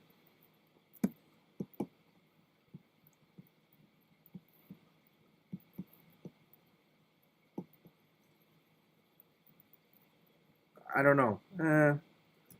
I kind of like how we started off that he's all mysterious. So, but somehow, again, establishing, making it clearer for me as a new reader into your world. Okay, Yes. and it's not a super strong argument what I'm making, but here the other part is this is the reveal of our bad guy. I know the design's in your head. You've probably sketched out the design multiple times on another piece of paper somewhere before you started drawing. You know, this idea of like a half human torso on top of this monstrous body with these eyeballs on the arm and, you know, the musculature really showing the muscle fibers. Excellent. Cool. But the first time we see this badass who's going to kill our hero, right? The thinking is that this monster is going to kill our hero. Look at how big he is. And so and this is a storytelling choice, you've prioritized exposing of the gun as the big moment on this page. Yes. And I would ask you, is that the big moment? Because this is the first time, even though here we see, okay, that this guy we see the bad guy, and we kind of see his, a little bit of his head, right, in the back. But, I mean, what if we were to take this page and say, let's say if we were to rework it a little bit. Maybe do it after the fact. Well, how just bear with me for a second here. Without changing much of the layout of the page,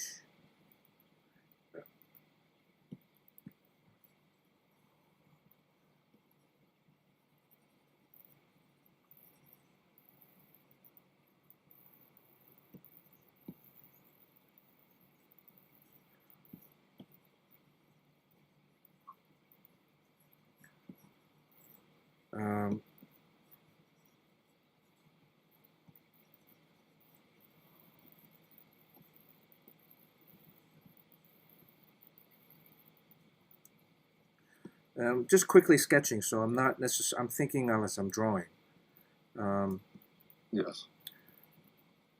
And if you're gonna do layouts, don't confine yourself to the shape of the panel yet. This is I'm kind of almost skipping a step or two. But I would.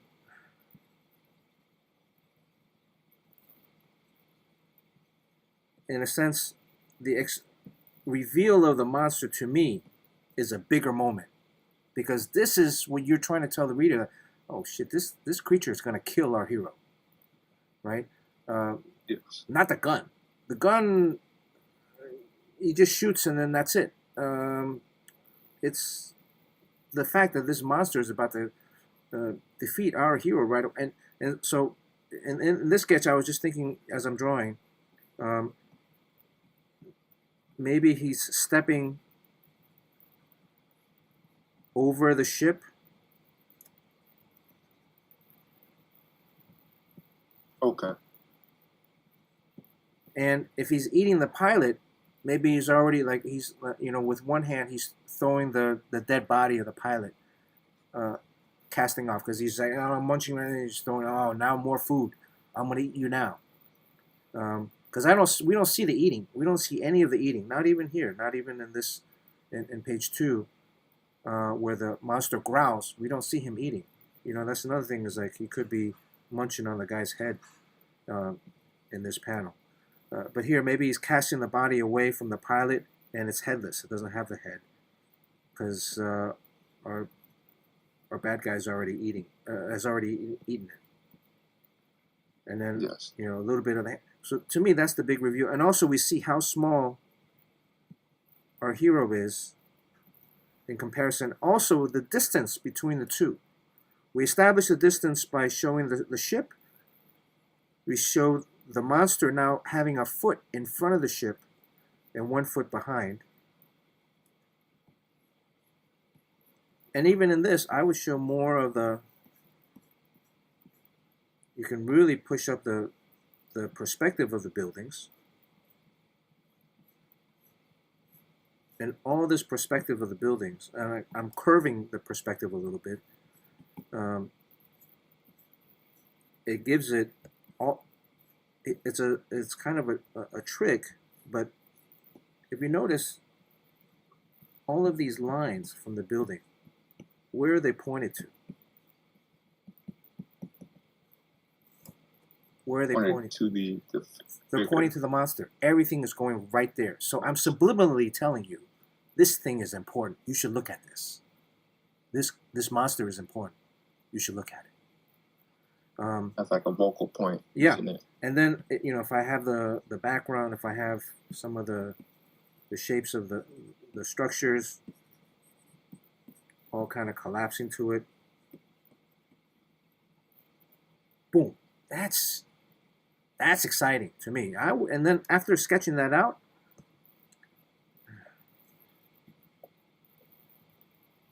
maybe he's holding a gun already. Maybe our hero is holding a gun. And you think about it. He's pulling out the gun, and I would think as a reader, look at this. He thinks he's going to kill this guy with his small gun? This is a ravaging monster. There's no way our hero is going to beat him. That makes it even more exciting, because if the hero is able to overcome this huge obstacle, that makes him even more heroic, story-wise, right? Yes. And in that sense, I might make this a full page. Again, if you're writing this, this to me is a much more impactful scene. So part of it is choosing what are you trying, because going back to what you had before, with establishing the characters, this is the first time we see our hero, and he's kind of small, really, but then also the second time we see him, the third panel on that same page, he's about the same size again.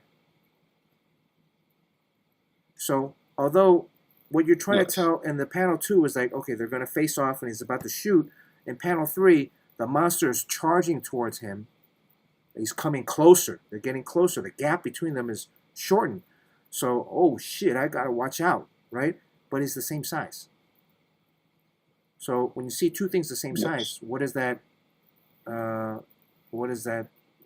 read to you? Not much has changed, right? If you go from big to small, small to big, that has a greater transition and reaction. And you do that in other parts of the story. There's other aspects, other pages where I see you shifting from big to small. You know, but Yes. in terms of action, you know, keep that in consideration. And yeah, you don't need background in this last panel because you've already established it in the second one. You're doing some of the steps, but I would say, man, turn it up a little bit more. You can do more. You can bring so much more to the table, and ultimately, I think it would make your story even much more exciting, and as well as your storytelling. Sean, anything? Ace? I think what you said is pretty much spot on.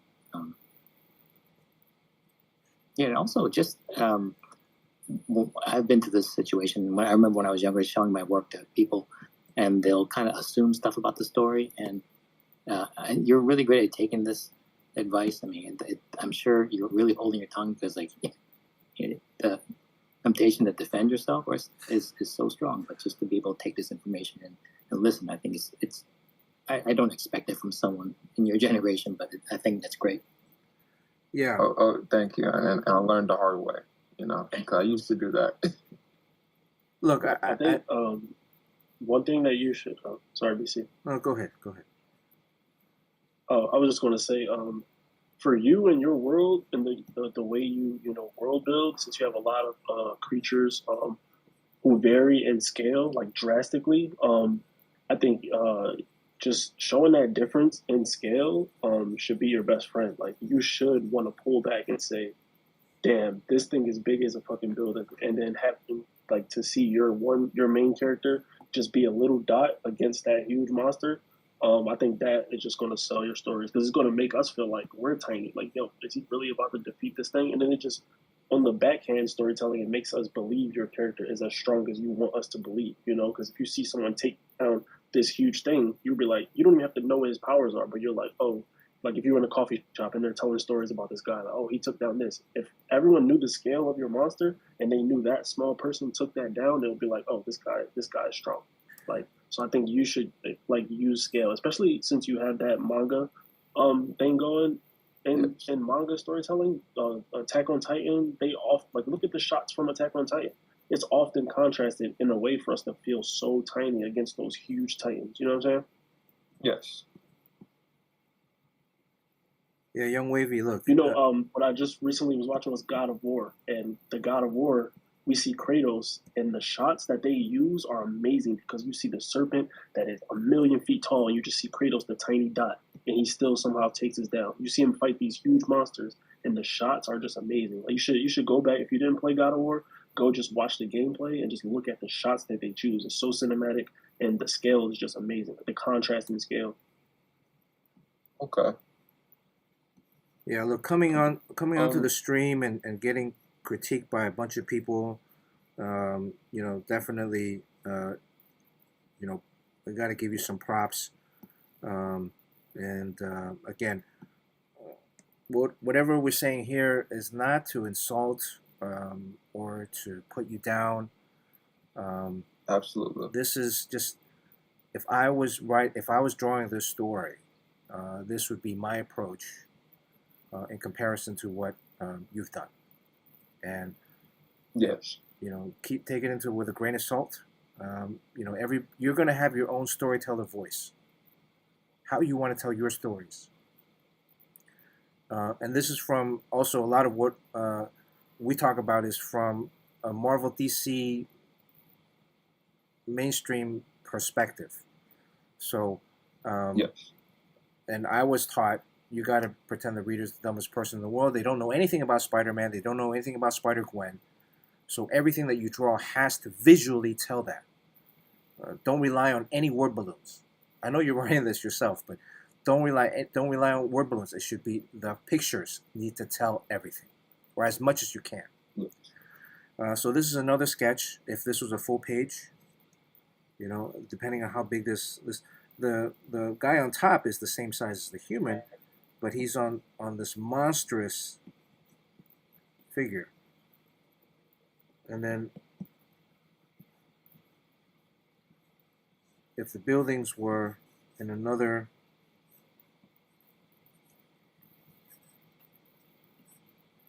and here the maybe not so much of the but the height, these vertical lines in terms of the buildings, that also then talks about like, wow, look at how tall this creature is, or look at how big this creature is.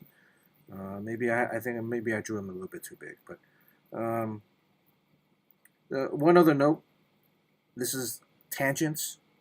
On the second page here, the hand is pulling something out of his belt, right? We don't know that it's a gun until the next panel, which, if that's the case,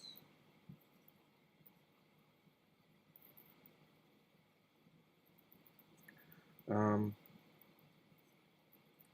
I completely, I just want to say, I do completely understand all the feedback that you guys have said, because this is not the first time I've received feedback of, concerning the scale and the clarity of my type of storytelling.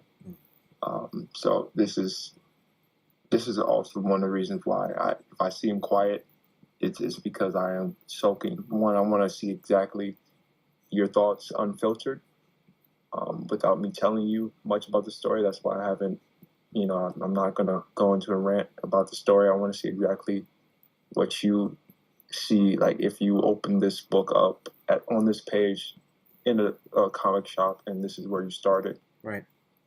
This is where your mindset would be. Yeah, my mentor told me, right off the beginning when I started drawing comics, he would be like, look, you can't go to every single comic book store and look over the reader's shoulder and point to him like, oh, this should be this, that should be that. This is what's happening here in this scene, right? This is not possible. It needs to be reflected in the work. If it's not on the page, if it's not drawn, it might be in your head. You might have, I know that this world exists in your head vividly. Yes. But if it's not on the paper, I can't see it as a reader. And you're allowing me as a reader to assume too much, maybe. Unless that's what you want me to do. If you're being purposely vague on some of the details and you want me to use my own imagination, whatever it is, I could be the dumbest person in the world. I don't have any exposure to any of this stuff. Yes. Then that's up to you, right? But if this world is already fully realized, why not put it on the paper so that I can enjoy it as well? I can enjoy so much more than you, right? Yes. The last thing about this is tangents. Going back to the third page, where his hand is pulling out of the gun, or pulling out the gun out of the holster. You've drawn that the finger is kind of cut off. The finger is kind of cut off by the bottom of the page. Bottom of the panel. And this is just a minor gripe that I have a lot with tangents. It's kind of important. I want to see the edge of the finger because he's pulling a gun, right? So the edge of the finger really indicates like there's something like a trigger to be pulled or something. And this is an easy correction. But when I see things like this, it just irritates me a little bit. It's not a huge deal, Understand. but here I could have had it, bleed off the page. Yeah, but okay. When it's bleeding over, like here on page 5, right? Okay, the bad guy slams down, and then here you have his close up of his face bleeding over the other panels. It's okay, But if you're gonna do it for a reason. If you look at a lot of Jim Lee, a lot of Marc Silvestri stuff, if you really look at it, not a lot of stuff breaks the panels. Jim Lee's well, you didn't mention Jim Lee. You mentioned Stephen Platt and Madureira and Mark Silvestri. I think a lot of Mark stuff doesn't break panels. Not every single page has a broken panel, from what I remember. But I mean, I know Mark stuff. I don't know it extensively. But I will say, like Jim stuff, not a lot of it breaks panels. So the misconception is that breaking panels is exciting, so that you need to do it everywhere, but you don't have to. I would say only do it Yes. when the moment calls for it. Because if you do it everywhere, even on subtle scenes, like we saw the DK pages earlier, and he did it in the very subtle page, on page 1 he did it twice, where she's just kind of sitting there and then she's looking up.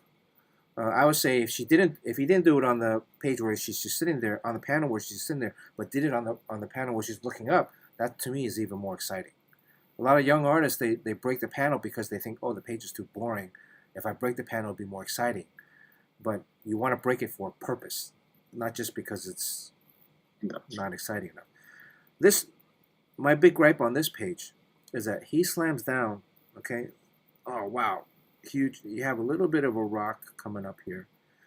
But I don't get that he's actually slamming down on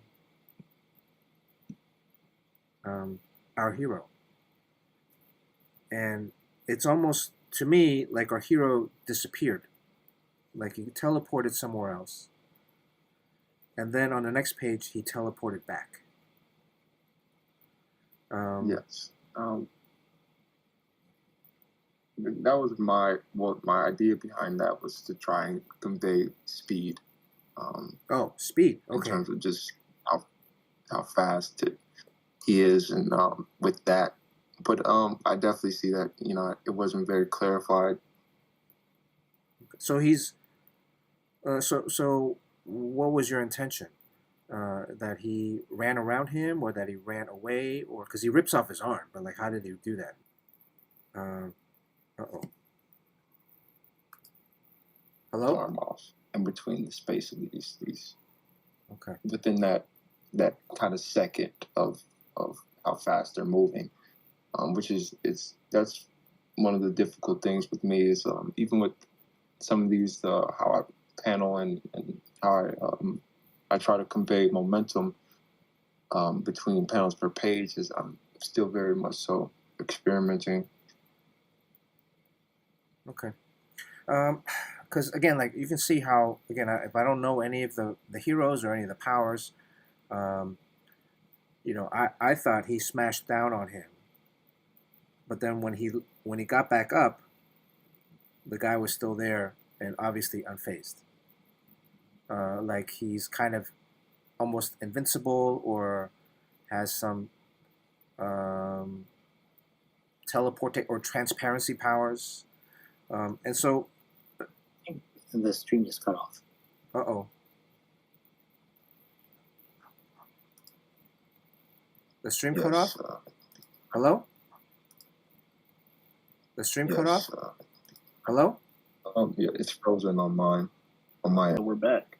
We're back? Okay. All right. Sorry about that. Yeah. Yeah, we're back. We're back. Okay, we're back. All right, we're back.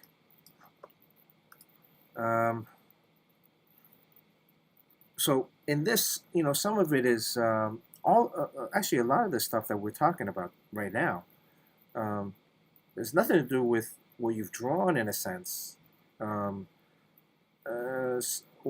how to solve some of this. Really is in the layout stage before you get to the final page, right? And so that's what we were talking earlier with James, is that, again, I would encourage all the young guys out there, spend more time in laying it out and figuring it if it works or not in the layouts before you jump to the final drawing or the finished illustration, because some of that stuff, again, how can you make it even more exciting? How can you make it even better? That's all resolved in the initial planning stage. It's almost like you're building a house, and you have like this piece of furniture that you really want, but you're just building the house, and you quickly pour the concrete and put up the walls, put in the windows, and then you realize, oh shit, I wanted a bigger bathroom, or I wanted a bigger living room. Well, it's too late. You already put down the foundation, or I already got the living room done. I don't, I wanted a bigger kitchen, but I already did the living room. I don't want to change any of it. So then you're stuck with something that could otherwise be even more tremendously. Yes. Yeah. So, like this one here, a quick fix could be.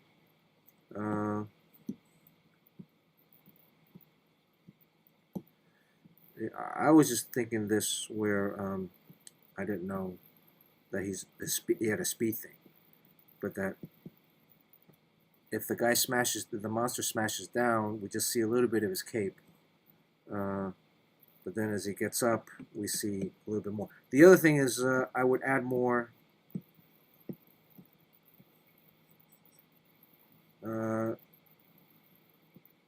debris.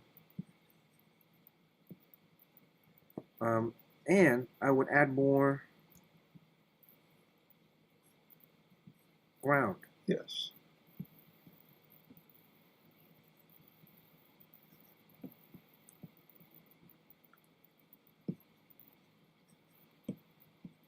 And I would have debris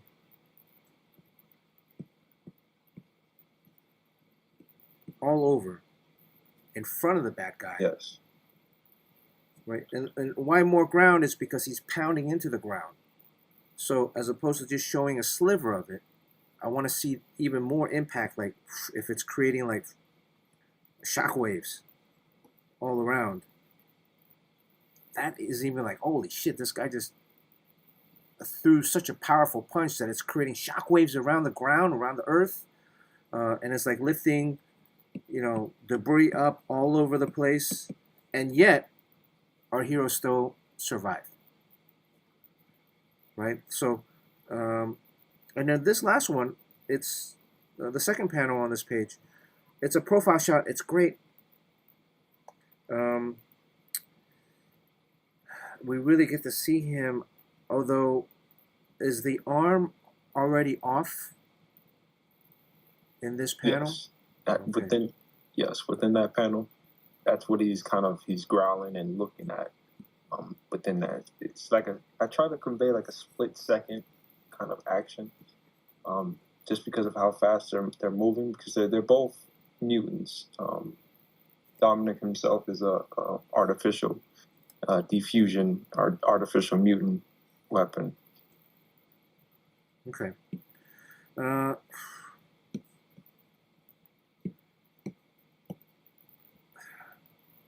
But if he's looking down, like if your arm just got cut off, like is the monster in pain? Does he care that his arm got cut off?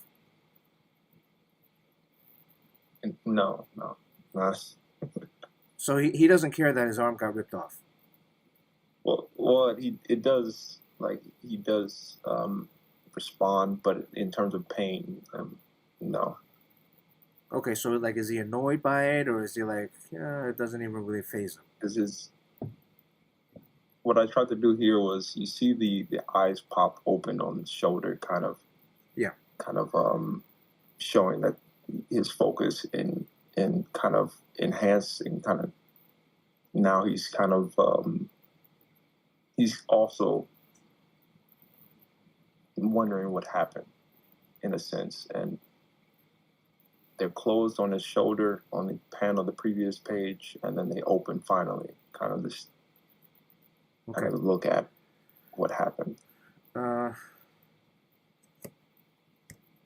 So understanding a little bit more about the story, again here, I mean, it's a really nice profile shot of the bad guy, right? But if the story component is that he's, after he punches and there's like the dust settles, right? He just hit the ground and he's looking up, and then he's like, uh-oh, what's going on? Something feels weird, right? Yes. That I might have gone with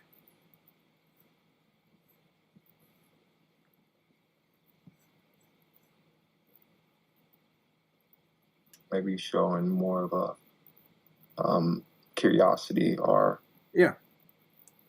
an Exactly. expression. Exactly. Because then, if he's like, "Oh, what's going on?"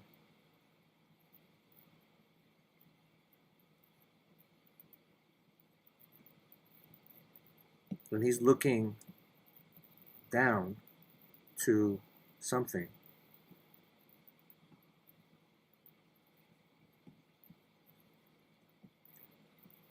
and it's a great, it's a really nice panel in terms of like we see how grotesque and mutated he is and all that other stuff. Here's another thing, maybe lighting. If there's some kind of light source to really heighten up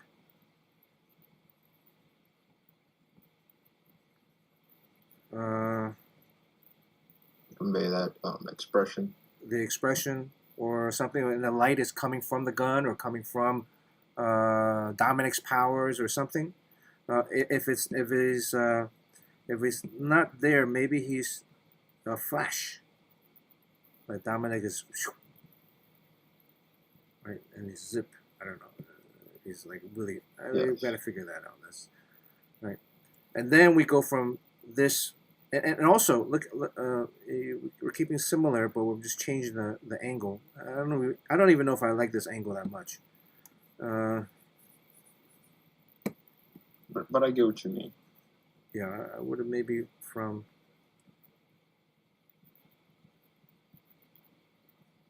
But it does show very little expression from your profile view.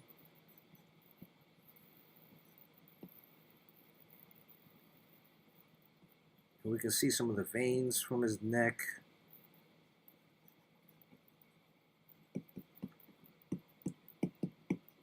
And then some more debris, some smoke. Because initially you had him hit so hard that, really created a lot of debris. So it's like embers flying, still settling. And then we have the reveal of the guy's arm, or the guy's armless.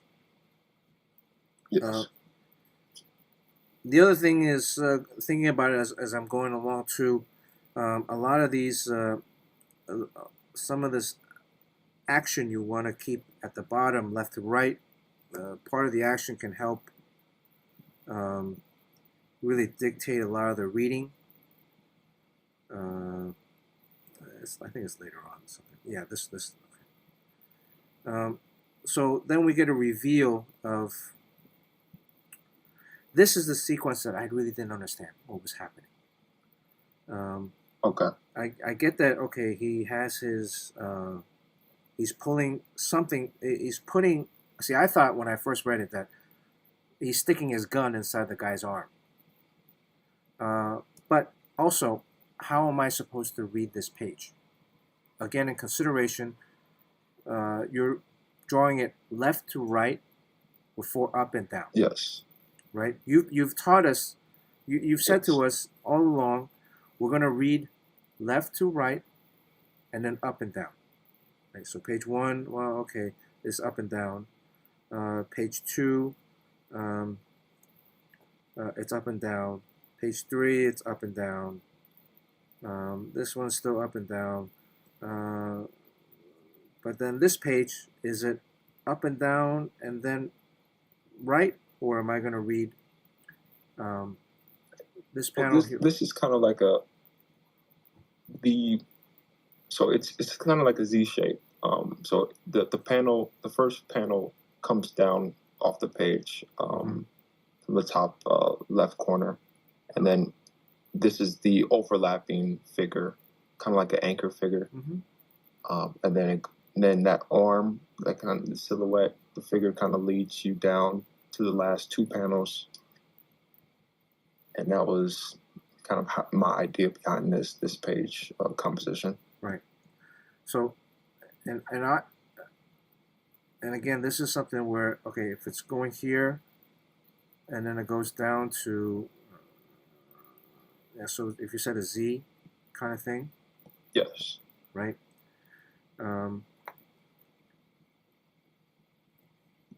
To me, it would have worked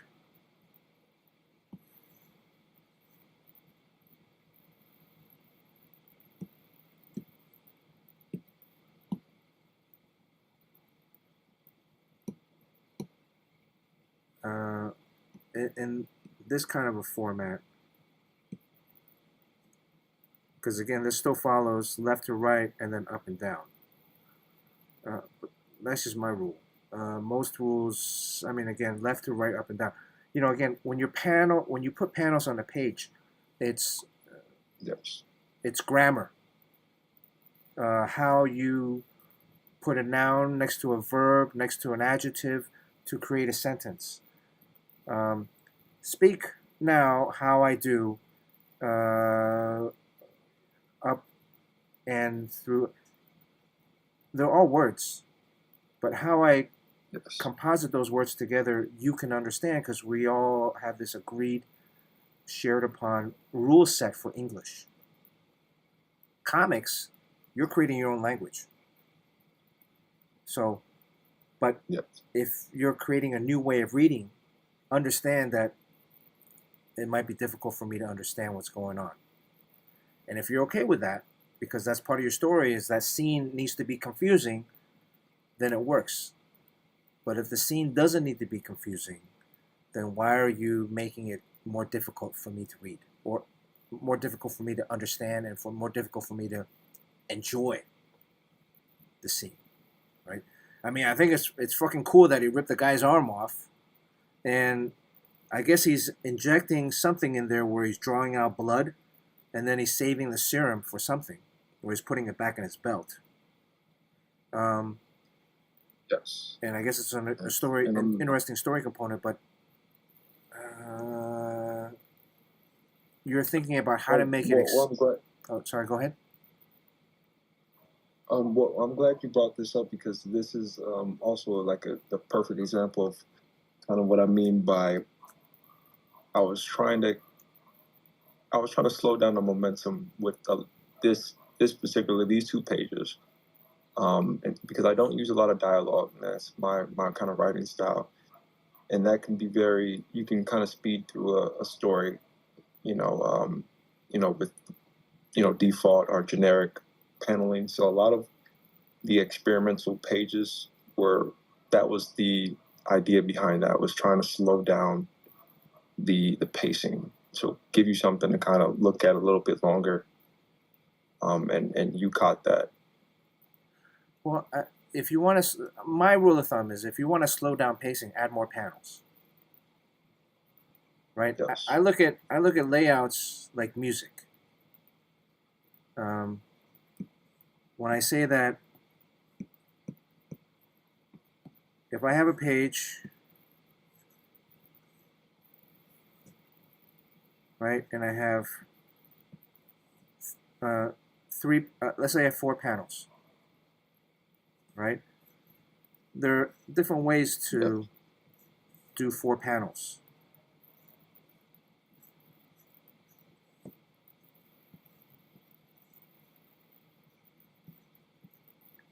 Each of them have a different rhythmic flow. Here I'm reading it 1, 2, 3, 4. This last one might be a little bit taller, so that one maybe has a little bit more emphasis. If I'm giving them all 4 the same size, I'm going to give each panel same weight. Then depends on what I'm drawing inside. Can create a difference. If I'm giving 4 vertical panels, this has a completely different feel than this. And so my eyes are going up and down, up and down, up and down, up and down, left and right. It's like a boom, boom, boom, boom, boom, like a staccato, like a rhythm. I'm building a rhythm with the shape of the panels. This last one, and there's other variations of that. I mean, you can do this one where, but here if I start with 1, 2, 3 vertical panels, and then I end with a horizontal, I know that these 3 are going to be grouped together, so they must mean something together. And then this last one that's a horizontal breaks it up. So it's like bump, bump, bump, bump. Right? So it's, what you're doing is you had it, but you,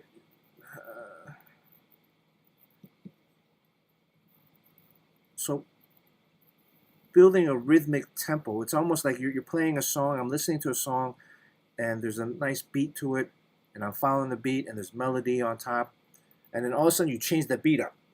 I'm like, yo, whoa, what's happening? And then you go back to the regular beat. And I guess that's kind of what you wanted, but also you mentioned you wanted to slow it down, Yes. right? So, and then again, back with the clarity aspect. Here, this is a quick thing where we know that he has a belt. We know that he has a belt because we saw it in the previous page. Yes. He has a belt. He has straps. I guess he has. It looks like he has. We haven't really seen his torso that much because he's hidden by his shroud or behind. Or we see, but here we see. This is the first time we really see his torso. And I would have just, okay, I have to establish that he has this belt, that he has all these gadgets on him. What happened to his gun, first of all? Did he put the gun back in the belt? Yes. Yes. Right, but I don't see that. So the gun just disappeared. That's why I thought this was the gun that he was holding it initially and sticking it into the arm. Let me see. Even before that, do we see? We see this thing here, but so I would have gone back in page 3, where we see the belt. Give me a precursor. Fill me in on some of this stuff, so that if we see this belt and we see this thing here, maybe this thing has some kind of something that makes it more recognizable. Yes. I'm only doing this again. You don't have to do this, but I'm only something recognized. I'm putting this diamond shape on here. That's just like a whatever, and it's still in a holster. But then when we see it later on, and he pulls it out. I should have done this. Sorry.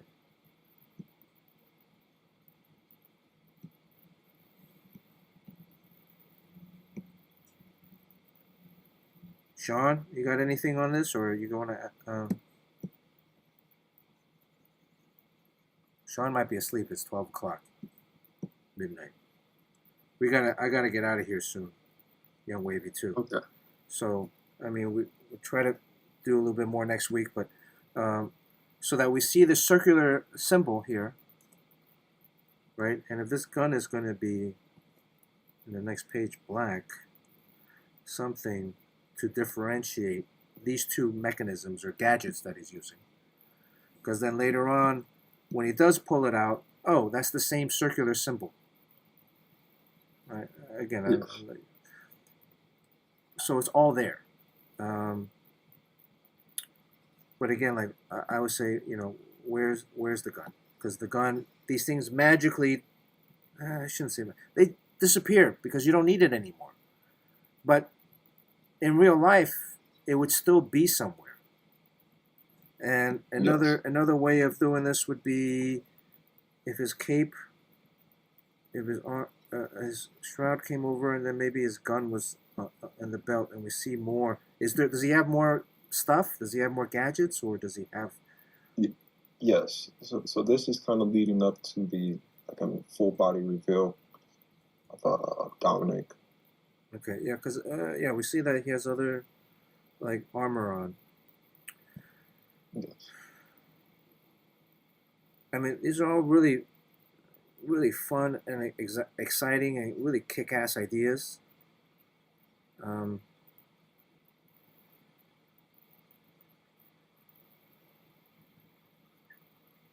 But I would try to, again, some of it's just clarity. I don't think we're talking rocket science here, right? I mean, all of these things you could easily do. It's just a moment of clarity for me as a reader. This would help me be even more into the world. So if um,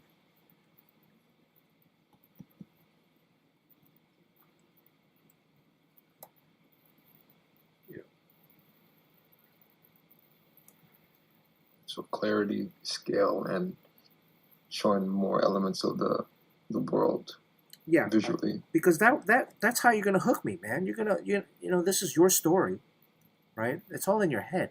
I know you thought about this all the time. You're probably dreaming about this at times when you're going to sleep, when you're working on this book, right? It's probably engrossed your Yes. whole life. You're eating lunch, you're eating dinner, you're thinking about, oh, this would be cool. This is another. Well, show me. Show me, man. Don't keep it inside of you. And you know it's going to take a little bit more work. It's going to take a little bit more time.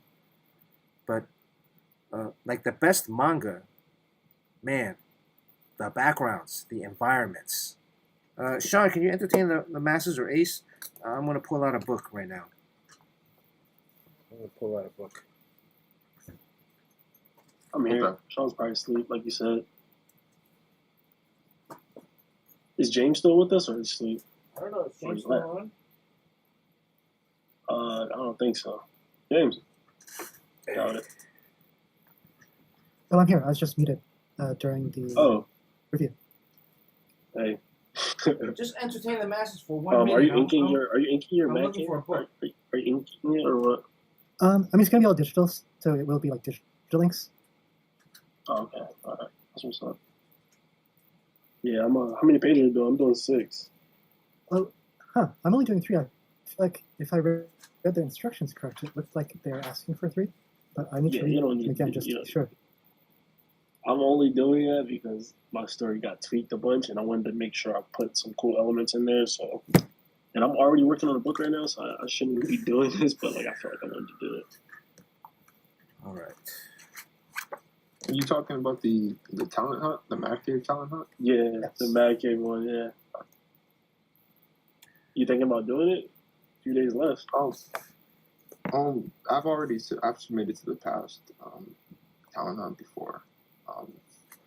Actually, in terms of the Mad Cave editors, you can also submit to them directly on social media. Yeah, that is true. So I would, Have you got any feedback from those guys? Yes, I'm actually currently working with them. Nice. That's what's up. Yeah, I'm excited to see what comes next. They just opened a new imprint called Nakama Press, and the editor, if you go on the website, they have the list of all their editors. But her name was Kristen. I have her email, but she has an interview where basically they have a lot of interviews on YouTube where if you just look up Mad Cave like interviews or editor interviews, you'll find them, and they have, so that way you can get their name or just look on their website and then you can go directly to them depending on what you're submitting. That's what's up. They're, Yeah, sure. Yeah, I'll definitely do that. Thanks for that tip. Cool. Yeah, thank you for the tip. Do you have what are your social medias?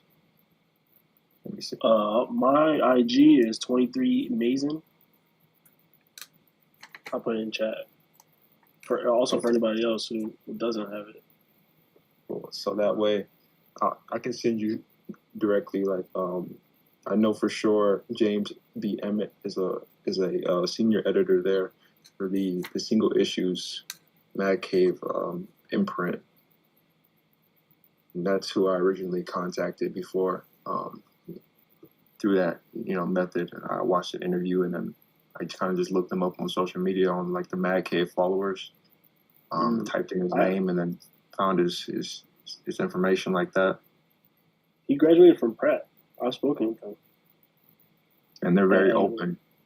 They do seasonal reviews every I believe every 4 weeks. Not seasonal. Every 4 weeks they do reviews of just the submissions, and then also the talent hunt is completely different. They look at stuff even more now with the talent hunt. That's what's up. Yeah, I'm gonna definitely do more than just submit to the teller. I'm definitely gonna try to get these pages out. Yeah. Try to get some feedback from all the editors. You know, some of these companies, they'll do these like talent searches. Like Top Cow did one a few years ago. You know, Mad Cave has been doing one annually. Um, Yes. Young Wavy's right. It's not the only time that they'll hire. You know, again, if you reach out or email or meet someone at a show, you know, they'll look at stuff and they'll hire anybody anytime. So it's these things are kind of opportunities to get noticed. You know, so anyways, going back, and I gotta wrap up. I got some work to do. This is a manga. This is actually from Hong Kong. So I do think that this was initially in Hong Kong. They do a lot of stuff where it's manga similar, but they'll have like every now and then they have panels that are like fully painted. Sometimes the panels will just be black and white. These are inked and colored. But you'll notice that there's a lot of, because the story takes place in kind of ancient China,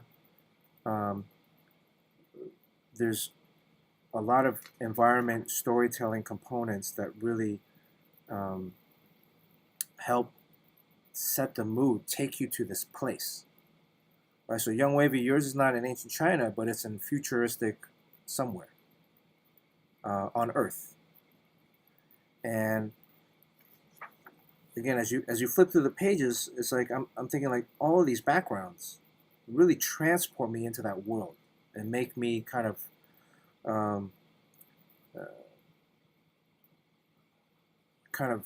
teleport to that time and place.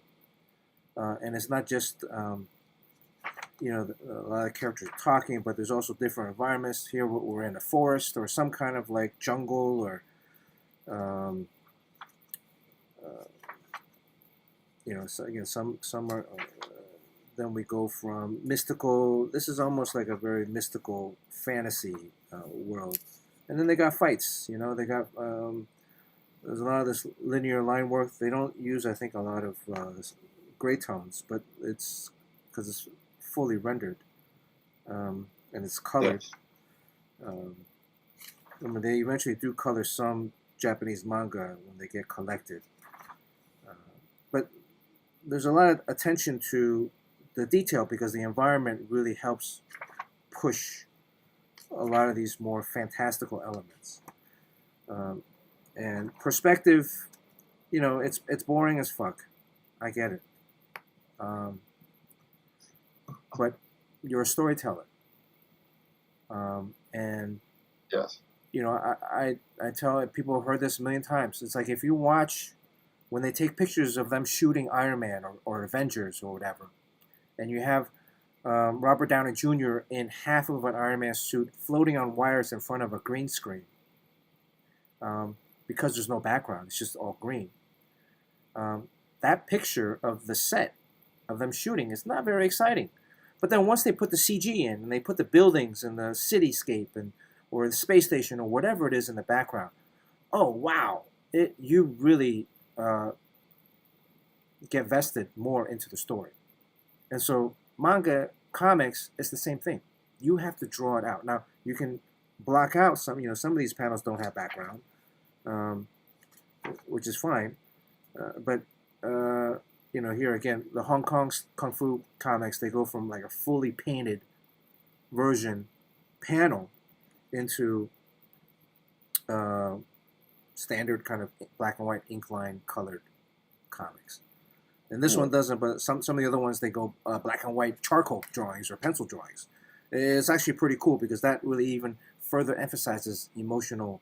You know, here again, you can see the textures and the on this guy's face. So you go, wow, this guy, you know, really exciting. And then you go back to kind of a standard, what you've previously established kind of sensibility. There was another book I was looking for, which is the food book, but you know, again, this is One Punch Man. There's not a ton of background, but when they do have it, it's very highly detailed. This guy, they're in the bathroom. the city. All this stuff is highly detailed. Um, in Japan, they got a whole studio, right? Manga guy, mangaka has writing and he's laying out. He got like 4, 5, 6, 10 other people comes in and helps draw this on. Here in the U.S., it's just you, right? You gotta do it, right? I mean, I gotta do it. I gotta draw backgrounds in my comics. So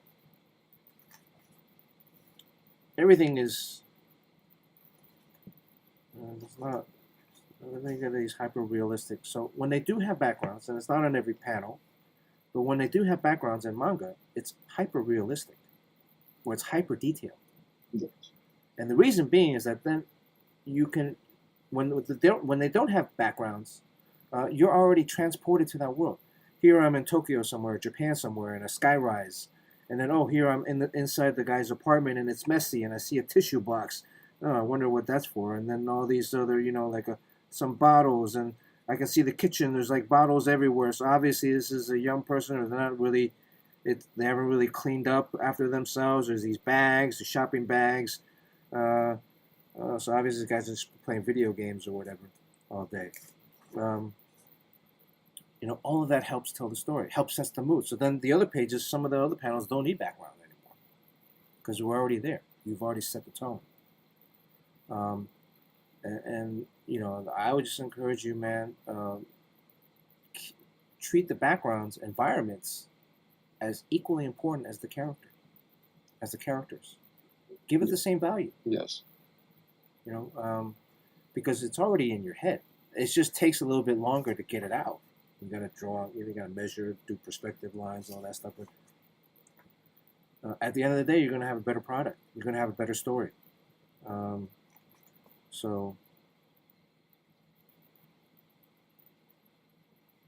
right. Absolutely. Listen, man. Thanks for sharing with us your work. It's very important, and it's not an easy thing to be critiqued, especially live. Yes. I commend you.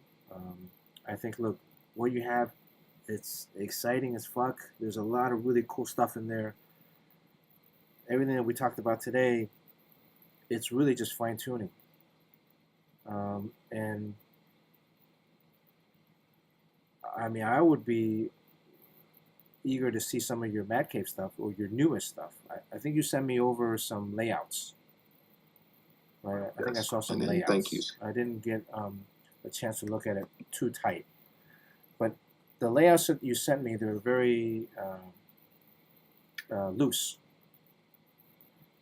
And Yes. I would encourage you to maybe spend a little bit more time laying it out. Because I tell people, if you're going to lay out pages, the worst thing you can do for yourself is like, okay, if this was page 1, okay, and this is, and I do this, and if you do this, okay, there's 4 panels, I'm gonna do that, and then I'm gonna start with an establishing shot, and then I'm gonna go full figure, and then maybe here they're talking, and this. Do not do this. Read the script, figure out what page, on each page is there, I'll put, what's the scene? How do you want to tell the scene? Do you want to be slow? Do you want to be fast? Do you want to be fast but then slow down at some point? And then ask yourself, what is most important on each page? What would you like to draw? And if it's the full review of the figure, okay, I'm going to sketch that out. How does he, if we're going by the original one that you have, how is he standing? What is his pose? Are his hands behind his back, or his hands in his pocket? Is one hand, oh no, I want everything to be covered, but then, and then looking at this, well, I want the full figure, so this would have to be somewhat of a more vertical panel. And then if I want to keep that, okay, but it's the second panel on the page, so actually it's going to be, well, if it's Then go in and say, okay, you know, if it's taking place in the city,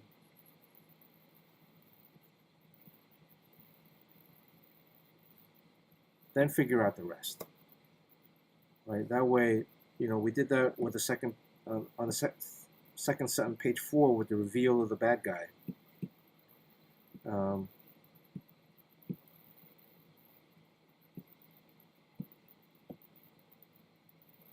Right? We sketched it out. We realized, okay, now if you still wanted to have a panel in here, you can still do a sub panel behind the guy where he's pulling out the gun. Almost exactly what you've drawn. But then now we have this, because it's the big bad reveal, we have our bad guy overlapping. And he's got his arms out, like, what are you going to do? Right?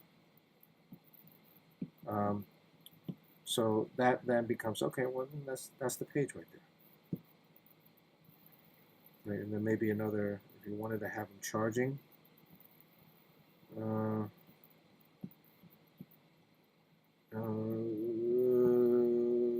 Okay. Maybe leave that for the next page. I don't know, but it's all in the planning stage. You can resolve all of that in the layouts. And then when you sit down and draw, you don't have to think anymore. When you draw your final page, you don't have to think. You just have to worry about how well you can draw. All the rendering, all this other stuff. All right. Yes. Everybody, thank you for watching tonight. Dr. Midnight, thank you for the resub with Prime. Yojimbo,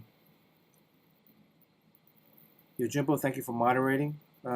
James Cole, you have an idea of who we should raid? If you want to come back at another stream, Young Wavy, you're more than welcome to.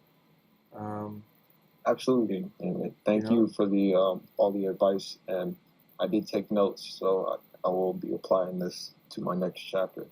Look, you got a lot of good stuff going on here. And again, all the things I think we brought up today, they're just kind of fine tuning. It's almost like slowing down a little bit, and then you can speed up afterwards. Yes. Good luck with the Mad Cave stuff. Next week we got to go back to James Quo. We got somebody else coming in. We'll see. We'll try to fit everybody in. We'll do a little bit of these reviews. I got to do some drawings. James Quo, anybody to raid? Young Wavy, do you know anybody we should raid before we get out of here? Say that one more time. Do you know anybody we should raid on Twitch? Do you want us to raid you? What is your handle? No, I'm not on Twitch. We should get people to follow your Instagram. Okay. Well, my Instagram is Young Wavy the artist. So Young Wavy _ the _ artist. And then before, I wanted to also ask you, just to give me some homework, what, in terms of your works, would you recommend I kind of look at and study, and some of your best works, even some of your earlier works? I know you started at Valiant. Yeah, I don't like any of my earlier works. I mean, that's all like stuff that I did 30 years ago.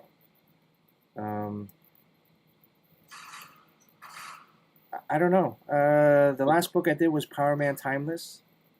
But it's also part of a story. So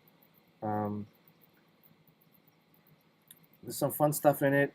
Well, studying in terms of visuals, like visuals.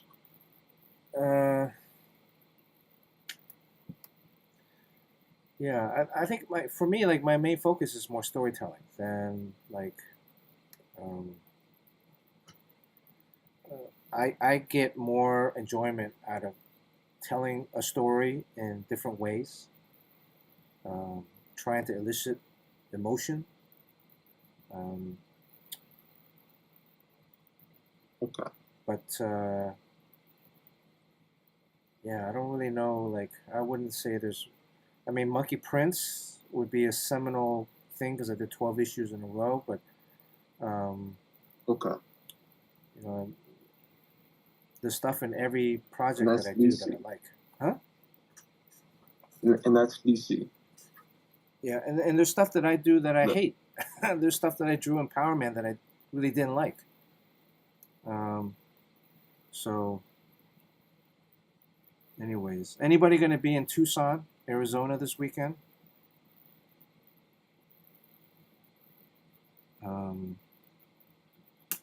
Raid Da'an. Okay, all right. Let me find this Da'an. All right, I'm gonna thank everybody for anything else you want to add, Young Wavy, before we get out of here. No, I think we covered everything. I did want to know. I know these streams are short. Are there? Is there any chance we can get a full chapter review in terms of or some type of like full chapter feedback?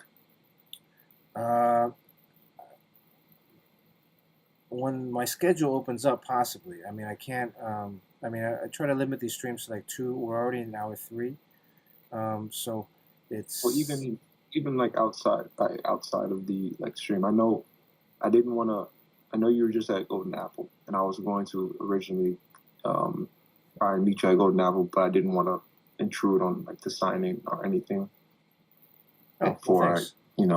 Have a review like that. Yeah, it depends. I mean, like I saw I flipped through the PDFs that you sent last time, and so there. I don't know if we can do. We'll figure it out. Right. Okay. Again, right now this week Even if and it's next not a week, part of the stream. I'm like in the middle of a deadline crunch, so like right now I'm gonna be up all night working. So I can't I can't commit to anything right now. Okay. So, but let's just stay in touch, and we'll see what we can do. All right, because again, Okay. this is a Thank you so storytelling. much. It's not. I'm not even talking about anything about the story itself. Like writing a story. Sean might be able to have a little bit more input because he's writing his own. He's writing and drawing his own comic. So. Well, I mean, kind of like some of the components that you mentioned. I had scenes dedicated for those, Mhm. so I would like to see like kind of a feedback dedicated to those type of components, especially the world building components, and see what I can add from that and what your take be on that. Yeah, I think definitely. I've had some stuff jotted down as far as other ideas for what we can talk about, topics to talk about on stream, like world building or character designs, how to approach some of that stuff. Okay. So yeah, it's just finding the right time. Perfect. Sometimes when I'm streaming, I'm working on other stuff, and I'm just okay. Let's just jump on and do a sketch or shoot the shit. So. Okay. All right, but thank you so much for coming on, and definitely, let's keep this going. I mean, I think there's a lot of cool stuff going on here, and thanks for watching, everybody. We're gonna go raid Dan.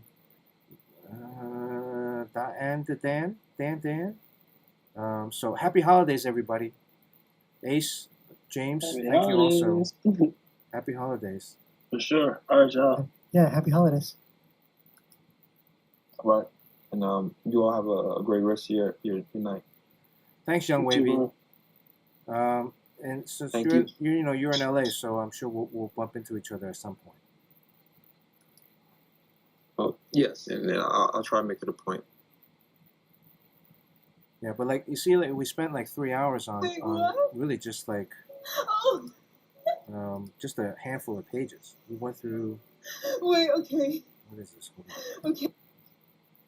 2, 4, Yeah. 6, 8, 8 pages really, and that was 3 hours. So, I don't know if I can go page